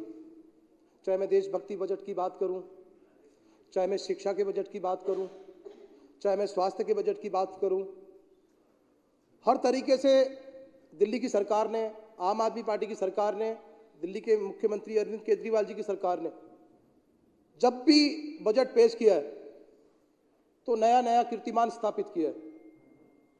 तो आज कल बजट दिल्ली विधानसभा के अंदर पेश किया गया अध्यक्ष महोदय, मैं मानता हूं कि ये भी एक बहुत बड़ा कीर्तिमान दिल्ली की सरकार ने, दिल्ली के माननीय मुख्यमंत्री अरविंद केजरीवाल जी ने यहाँ पर पेश किया। जिस प्रकार से मैं बात कर रहा था अभी किसी शिक्षा का बजट और देशभक्ति बजट, स्वास्थ्य बजट, तो अध्यक्ष महोदय मैं मानता हूं इसको कि ये कल बजट पेश किया गया है, क्योंकि हमारी सरकार लगातार उन सभी कार्यों पे लगातार फोकस कर रही है और कार्य कर रही है। लेकिन कल का बजट है, मैं इसको मानता हूं कि महिला सामाजिक विकास के लिए ये बजट है, जिससे कि दिल्ली की हर महिला जो 18 साल से ऊपर है उस बहन को सामाजिक रूप से आगे बढ़ने का मौका मिलेगा, जिसमें दिल्ली की हर महिला को 1000 रुपये देने की जो बात दिल्ली के माननीय मुख्यमंत्री, दिल्ली की माननीय वित्त मंत्री जी ने कही है, ये एक बहुत बड़ी बात है। क्योंकि अभी जैसे साथीगण बोल रहे थे कि महिलाओं को ज़रूरत है, क्योंकि कई बार पैसे नहीं होते और उसे अपने घर वालों से पैसे मांगने की ज़रूरत होती है, क्योंकि बहुत गरीब परिवार दिल्ली के अंदर बसते हैं।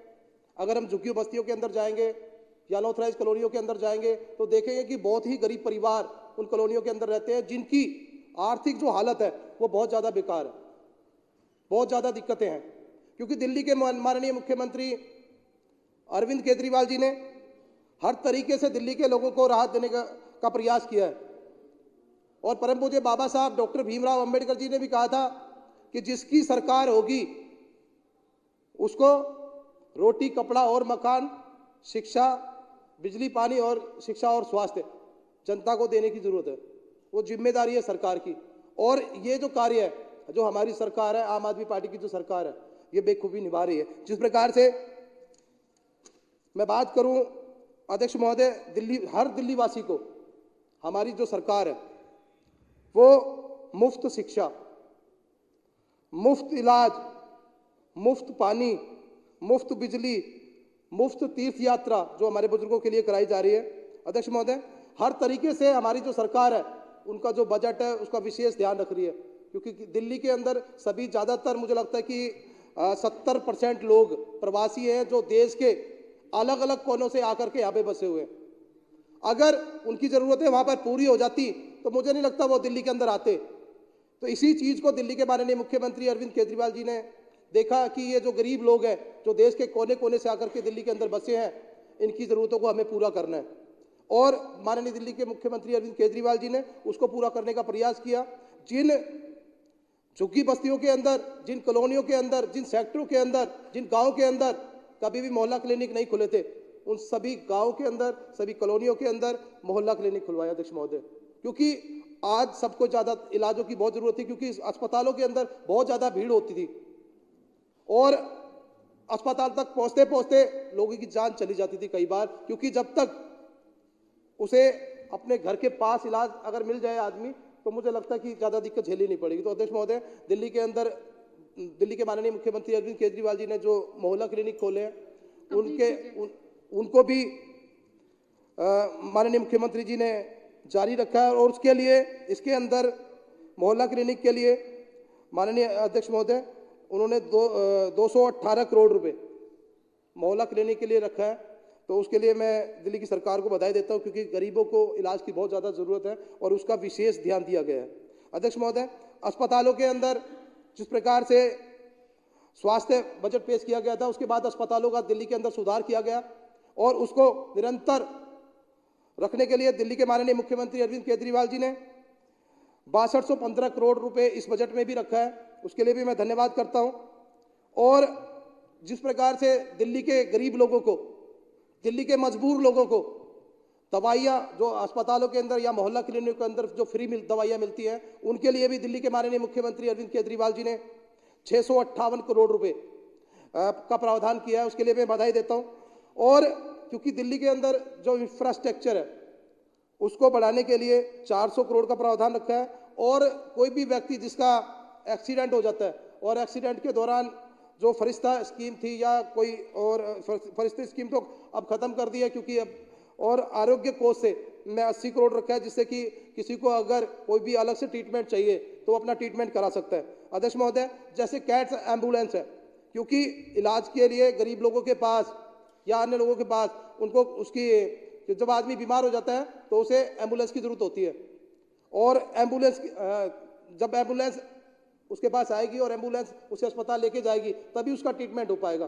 तो माननीय मुख्यमंत्री जी ने इसमें भी कैट्स के लिए भी 194 करोड़ का प्रावधान रखा है। उसके लिए भी मैं दिल्ली की सरकार को बहुत बहुत बधाई देता हूं। और अतिरिक्त जो खर्चा है वो भी 916 करोड़ रुपए रखा है। अध्यक्ष महोदय, फिर बहुत बहुत धन्यवाद। अध्यक्ष जी, जिस प्रकार से दिल्ली के माननीय मुख्यमंत्री अरविंद केजरीवाल जी ने एक शिक्षा बजट रखा था, उस और दिल्ली के अंदर लगातार हर गांव के अंदर, हर शहर के अंदर, हर कॉलोनी के अंदर जिस प्रकार से school of excellence, school of specialised excellence या जो हमारे जो सर्वोदय विद्यालय जो थे वो बनाए गए, उसी प्रकार से उसको निरंतर रखने के लिए दिल्ली की सरकार ने 16,396 करोड़ रुपए का बजट रखा है। उसके लिए मैं बधाई देता हूं। अध्यक्ष महोदय, स्वास्थ्य बजट के लिए 8685 करोड़ रुपए रखा है, इसके लिए मैं बधाई देता हूं। और दिल्ली के जो रोडों को सुंदर बनाने के लिए स्ट्रीट स्कैपिंग परियोजना जो दिल्ली के अंदर आपने देखा होगा, यूरोपियन तर्ज पर जो रोड बनाए जा रहे हैं दिल्ली के मुख्यमंत्री अरविंद केजरीवाल जी के द्वारा, जो हम लोग देखते हैं कि जगह जगह पर जो रोड है बहुत सुंदर दिखाई दे रहे हैं, उसके लिए भी।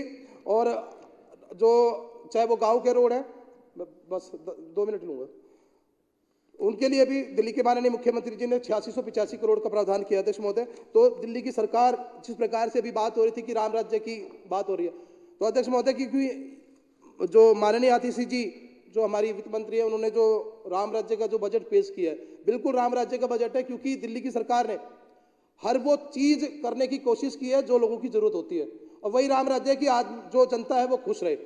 और जनता को खुश करने का प्रयास दिल्ली के माननीय मुख्यमंत्री अरविंद केजरीवाल जी ने निरंतर किया है कि दिल्ली के अंदर दिल्ली का कोई भी व्यक्ति वो परेशान ना रहे और उसको किसी भी प्रकार की दिक्कत ना हो। तो उसका विशेष रूप से दिल्ली के माननीय मुख्यमंत्री अरविंद केजरीवाल जी ने ध्यान रखा है। अध्यक्ष महोदय, और ये जो बजट है विशेष करके, जैसा कि मैं अभी बोल रहा था कि महिला सामाजिक विकास बजट, तो मैं इसके लिए भूरी भूरी प्रशंसा करता हूं कि दिल्ली की जो महिला है उनके लिए एक तरीके से मैं ये मानता हूं कि ये विशेष बजट है। वैसे तो विकास का बजट है ही, और आपने मुझे बोलने का अवसर प्रदान किया, इसके लिए मैं आपका धन्यवाद करता हूं। Thank you.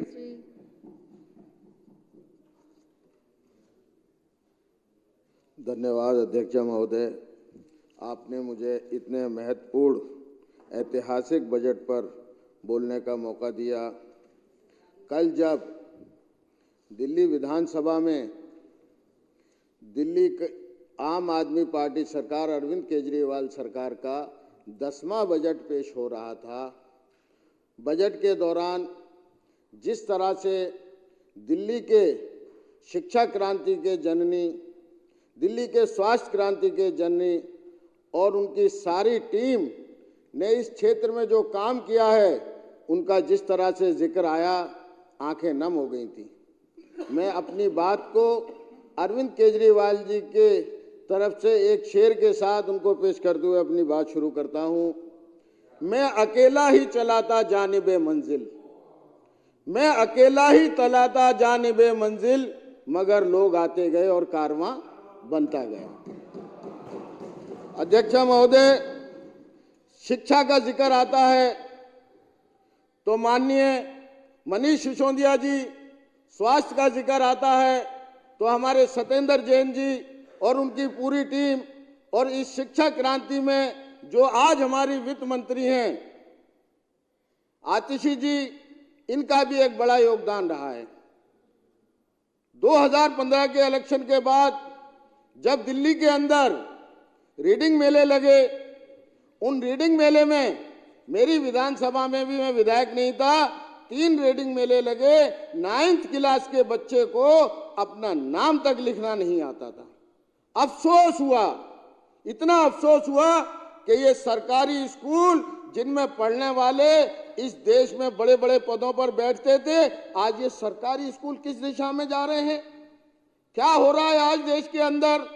लेकिन 2013 में जो केजरीवाल जी की 49 दिन की सरकार आई थी और उन्होंने जो दिल्ली की जनता से वादे करे थे कि दिल्ली से भ्रष्टाचार मुक्त किया जाएगा, और 49 दिन के अंदर केजरीवाल जी ने और उनके साथियों ने ये साबित करके दिखा दिया कि उस 49 दिन में किसी भी थाने में कोई भी आदमी मोबाइल लेकर जाना बंद हो गया था उनका।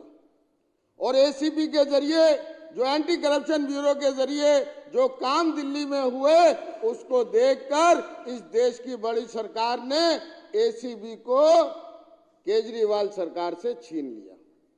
यही नहीं हुआ अध्यक्ष महोदय, 2015 में जब केजरीवाल जी की सरकार आई, उन्होंने जब बिजली हाफ पानी माफ का वादा करा तो लोगों को यकीन नहीं होता था। टीवी पर चर्चा होती थी कि किस तरह से पानी माफ होगा, किस तरह से बिजली हाफ होगी, लेकिन 2015 में सरकार बनते ही 200 यूनिट फ्री और पानी मुफ्त करके दिखा दिया।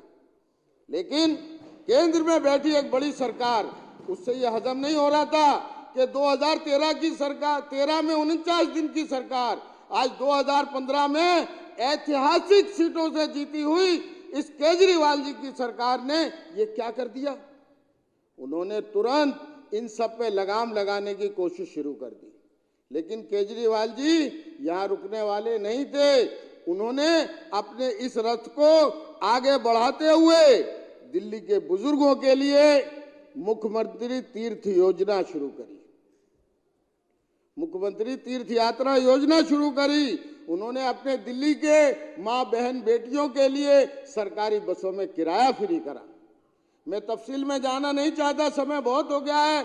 मैं मुख्तसर में अपनी बात को अध्यक्ष महोदय खत्म करूंगा कि जब ये सब काम शुरू करे, तीर्थ यात्रा योजना शुरू करी, डोर स्टेप डिलीवरी शुरू करी, दिल्ली के बच्चों को 24,000 के लगभग नए क्लासरूम बनाए, 17-18 दिल्ली में नए स्कूल बनाए, 18-20 अभी नए स्कूलों का काम चल रहा है, यूनिवर्सिटियां बनाई।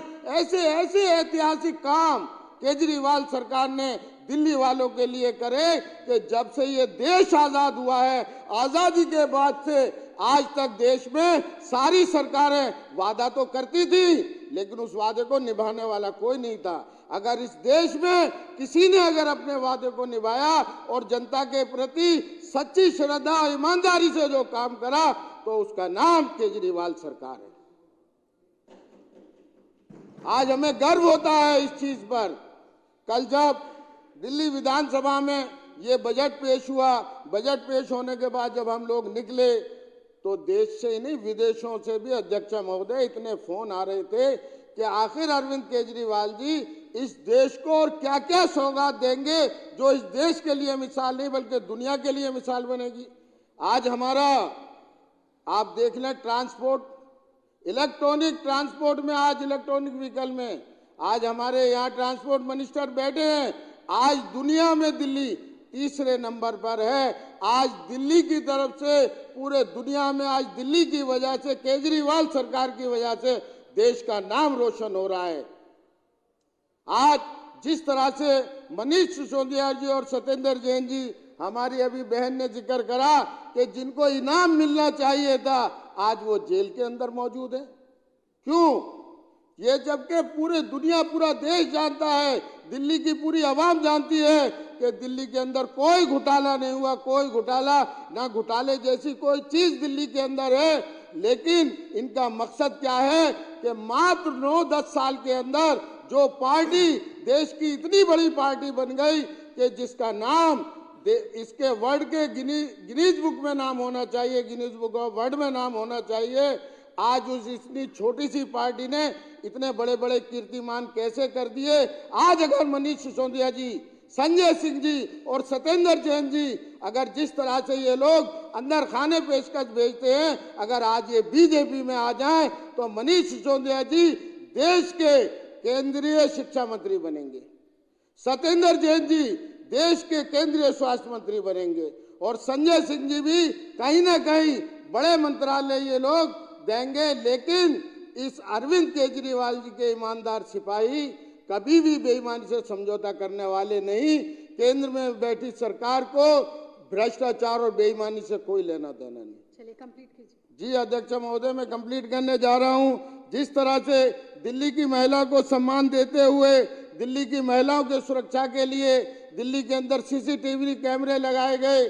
कल जो हमारी बहन हमारे मंत्री आतिशी जी ने जो बजट पेश करा 76,000 करोड़ का, उसमें जिस तरह से महिलाओं को सशक्तिकरण के लिए महिलाओं को जो हमारे माननीय अरविंद केजरीवाल जी ने 1,000 रुपए की सम्मान राशि देने का जो काम किया है, ये भी अपने आप में जिस तरह से इतने बड़े बड़े कीर्तिमान स्थापित हुए इस दिल्ली सरकार की वजह से आज दिल्ली का हर आदमी अपने आप को सही माने में ये महसूस कर रहा है कि अगर देश को आज़ादी मिली है तो सही माने में अब मिली है। जिस तरह से दिल्ली में रहने वाले लोग 2020 के बाद से आज दिल्ली की आबादी मैं समझता हूं कि दुगनी हो रही है। 2015 में जो केजरीवाल जी ने वादे करे थे, 2020 में दिल्ली की जनता से कह दिया अगर मैंने तुम्हारे लिए काम करा है तो मुझे वोट देना, अगर मैंने काम नहीं करा तो मुझे वोट मत देना। दिल्ली की जनता ने साबित करके दिखा दिया कि हाँ, केजरीवाल जी ने उनके लिए काम करा है। अब जब ये लोकसभा इलेक्शन सर पर है तो आज दिल्ली की जनता अरविंद केजरीवाल जी के इस भरोसे को कायम रखते हुए दिल्ली की 7 सीटें लोकसभा की जिताकर दिखाएगी, जिससे आने वाले टाइम में जो लोग काम को रोक रहे हैं दिल्ली के, आज मैं आपके माध्यम से इस केंद्र में बैठी सरकार से कहना चाहता हूं कि सिर्फ तीन चीज केजरीवाल जी को दे दीजिए, फिर देखिए कि देश में सबसे ज्यादा और सबसे अच्छा काम कौन कर सकता है। एक तो एसीबी, दूसरे लैंड और तीसरे ट्रांसफर पोस्टिंग के ऑर्डर। सिर्फ 3 चीज केजरीवाल जी को दे दीजिए, फिर वो दिन दूर नहीं कि आज इस दिल्ली के बैठे अरविंद केजरीवाल जी की सरकार कल इस देश की गद्दी पर बैठेगी। बहुत बहुत धन्यवाद अध्यक्ष महोदय, मैं सिर्फ एक शेर के साथ अपनी बात खत्म करता हूं। अल्लामा इकबाल के, सारे जहां से अच्छा हिंदुस्तान हमारा, सारे जहां से अच्छा हिंदुस्तान हमारा, हम बुलबुलें हैं इसकी ये गुलिस्तान हमारा, मजहब नहीं सिखाता आपस में बैर रखना, हिंदी हैं हम, वतन है हिंदुस्तान हमारा। जय हिंद, जय भारत। बहुत बहुत धन्यवाद। श्री शिवचरण गोयल जी।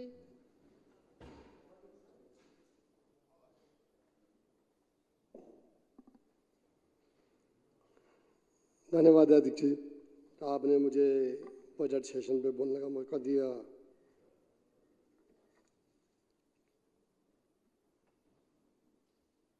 हम बचपन से लेकर आज तक कोई भी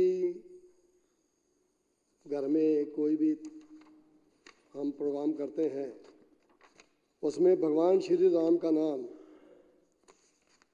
बचपन से लेकर अंतिम समय तक, और हमारी धारणा उनको लेके ही आगे बढ़ती है।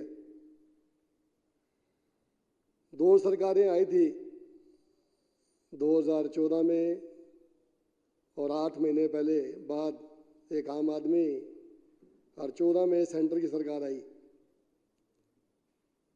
बड़ा प्रचार किया था राम भक्त। राम भक्त वो होता है जो हर घर में खुशियां दे, खुशहाली दे, बरकत दे, या लोगों को लूटे। एक तरफ दिल्ली की सरकार 2015 में आई और उन्होंने जब काम करना शुरू किया, पहले सरकारों को कहा जाता था इलेक्शन के बाद खर्चे बढ़ गए हैं, महंगाई बढ़ेगी। ये तमाम धारणाएं थी कि अब सरकारों के खर्चे हुए हैं तो सारा बोझ अब जनता पे पड़ेगा। पहली सरकार आई जिन्होंने जनता की जेबें भरी, और साल दर साल 9 साल हो गए। आज दिल्ली के हर परिवार में लगभग 2 लाख रुपए साल की बचत है। पानी में, बिजली में, स्कूल में, हॉस्पिटल में, बस में, और आज तक लूटा है। और दूसरी तरफ सरकार आई सेंटर की, उन्होंने 2 लाख रुपए लूटने का काम किया। महंगाई बढ़ा दी, खर्चे बढ़ा दिए, बेरोजगारी बढ़ा दी। आप उठा के देख लें बजटों को, 2015 में शुरू हुआ था और अब 2024 ये 10वां बजट पेश किया गया।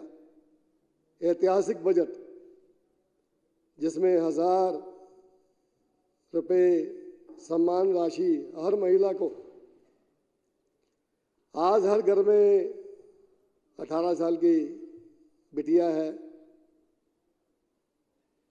उनकी माँ है, दादी है, तो आज हर परिवार में 3000 रुपये परिवार को मिलेंगे।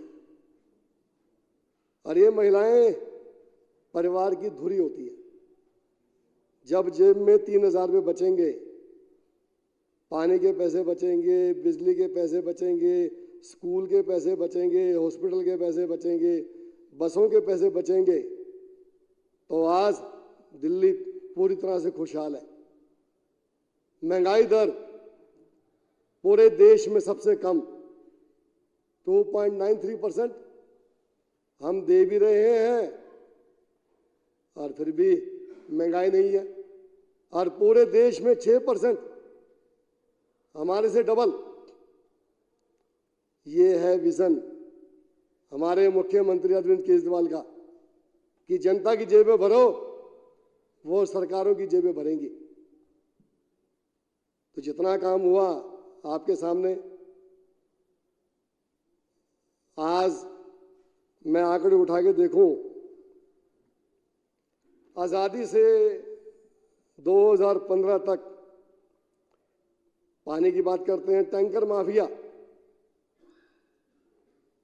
आज कहाँ है टैंकर माफिया? घर घर पाइपलाइन पहुंच गई और पानी के बिल मैक्सिमम माफ हो गए। बिजली कट, कैपिटल देश की, और 8-8 घंटे के कट। हर घर में इन्वर्टर था, जनरेटर था, इन्वर्टर भी खत्म हो गया, जनरेटर भी खत्म हो गया। लोग आगे लड़ते हैं ऑफिस में, क्या लगा जी ऐसे हमारे धंधे खत्म कर दिए इन्वर्टर के, बैटरी के। 24 घंटे लाइट और 24 लाख परिवारों का बिजली का बिल जीरो। और हमने सोलर पॉलिसी लेके आए कि इसके माध्यम से जो 400 यूनिट से ऊपर कंज्यूम करेगा, सोलर सिस्टम लगेंगे, उनके बिल भी माफ कर दिए जाएं। लेकिन इसको भी एलजी रोकने की कोशिश कर रहा है, लेकिन इसको रोकने नहीं देंगे। अब स्कूलों की बात करते हैं। आजादी से अब तक 2015 तक 22,000 कमरे थे, 22,000। और अब दिल्ली में कमरे हो चुके हैं स्कूलों में 45,000। 68 सालों में 22,000 और मात्र 9 साल में 23,000 जुड़ के 45,000 कमरे।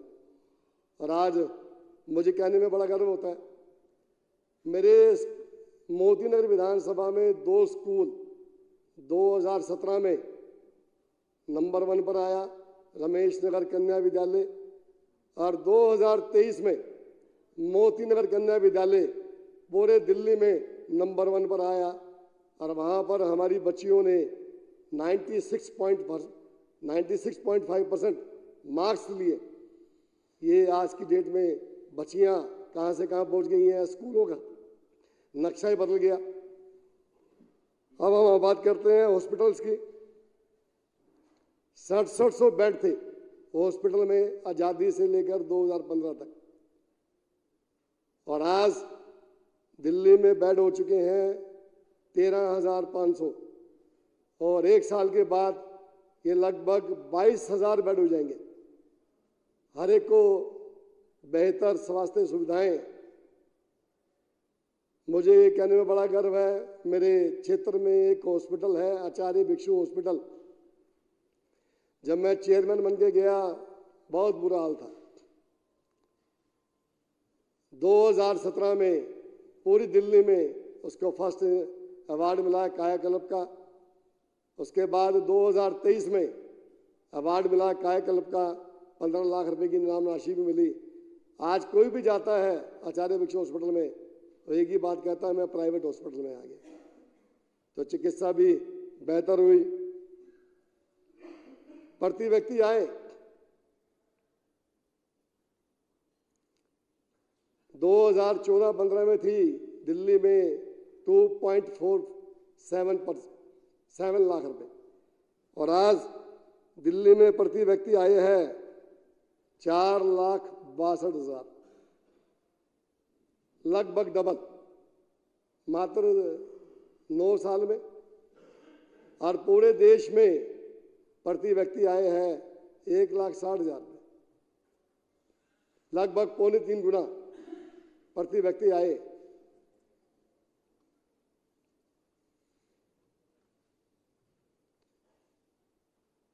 आज 7500 बसें हो गई हैं बेड़े में, और 1650 इलेक्ट्रॉनिक बसें। पूरे वर्ल्ड में हम 3rd नंबर पे। एक बात कहना भूल गए हमारे फाइनेंस मिनिस्टर, पॉल्यूशन के बारे में। आज दिल्ली में लगभग 32% पॉल्यूशन कम हुआ। हमारा एरिया पंजाबी बाग, अखबार में नाम आता था नंबर 1 पर, पंजाबी बाग पॉल्यूशन के अंदर नंबर 1 पर है। आज मुझे बड़ा गर्व होता है, पंजाबी बाग में पॉल्यूशन रेशियो बहुत कम हुई है, 32% पॉल्यूशन कम हो गया। ग्रीन एरिया पहले 19% था, आज वो 23% हो गया है। हमारे यहाँ पर एक एनजी ड्रेन बहती है, लोगों को पता नहीं था कि ये नदी भी है, लेकिन अब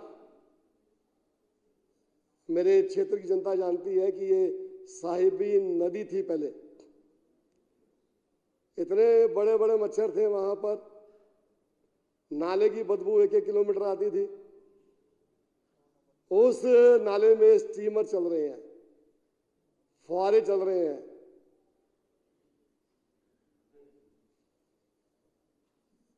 आप एक बार आए ना, आप सभी को मैं न्योता दे रहा हूं।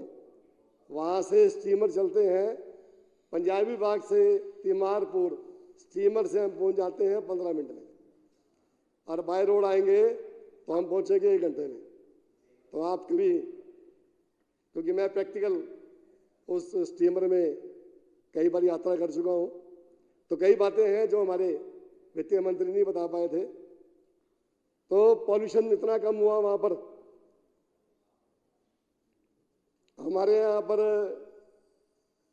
यूरोपियन स्टैंडर्ड की तर्ज पर फुटपाथ बने, सड़कें बनी। आज वहां पर लगता है कि जैसे हम इंडिया गेट पे आ गए हैं। बेहतरीन लाइटिंग, प्लांटेशन, लाखों पेड़ लगे हैं वहां पर।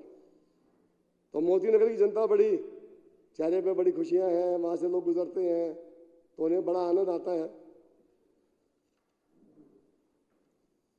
30 फ्लाईओवर बने पूरी दिल्ली के अंदर। मेरे क्षेत्र में ही 3 ब्रिज बने हैं, करमपुरा बना, रामपुरे पर, और एक ESI, और एक बहुत बड़ा 2.5 किलोमीटर लंबा फ्लाईओवर और एलिवेटेड रोड बन रहा है। 2 महीने बाद वो बन के तैयार हो जाएगा।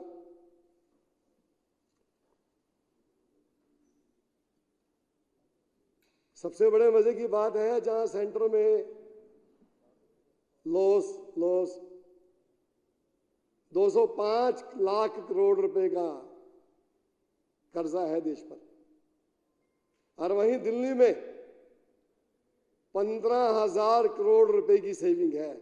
ये है अरविंद केजरीवाल जी का मॉडल। पूरे देश में कर्जा 205 लाख करोड़ रुपए का, और दिल्ली में 15,000 करोड़ रुपए की सेविंग, इतना कुछ देने के बाद भी सेविंग, ये है राम राज्य। हम राम राज्य की बात तो करते हैं, लेकिन एक फर्जी और एक जिसने प्रभु राम की अवधारणा पर पूरे घर घर में दीप जला दिए, घर घर में पानी दे दिया, घर घर में बिजली दे दी, हर बच्चों को शिक्षा दे दी। इस शिक्षा से मुझे बात याद आई, कल की बात है। कल सेशन खत्म हुआ तो मुझे गाजियाबाद के बॉर्डर पे जाना था, कोई काम था, तो वहाँ पर कुछ पौधे लेने थे मुझे।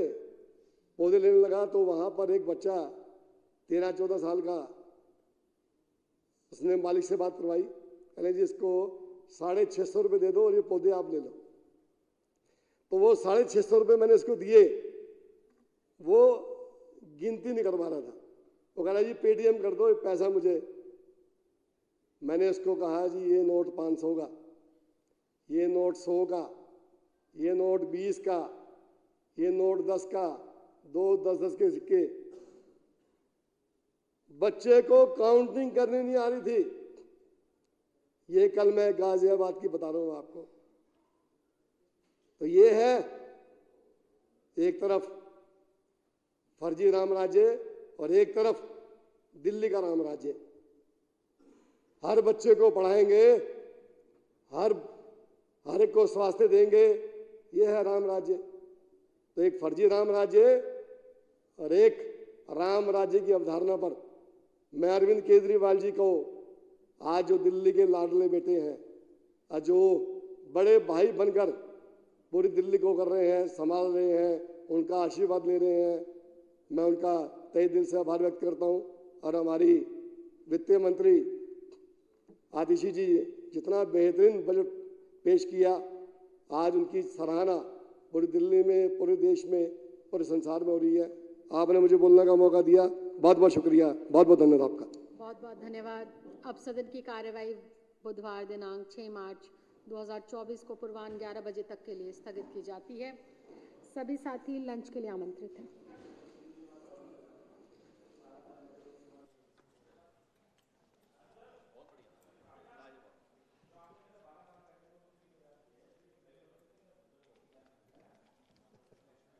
आपने एक रोड भी तो बनाई थी अंदर से, नाले के अंदर से।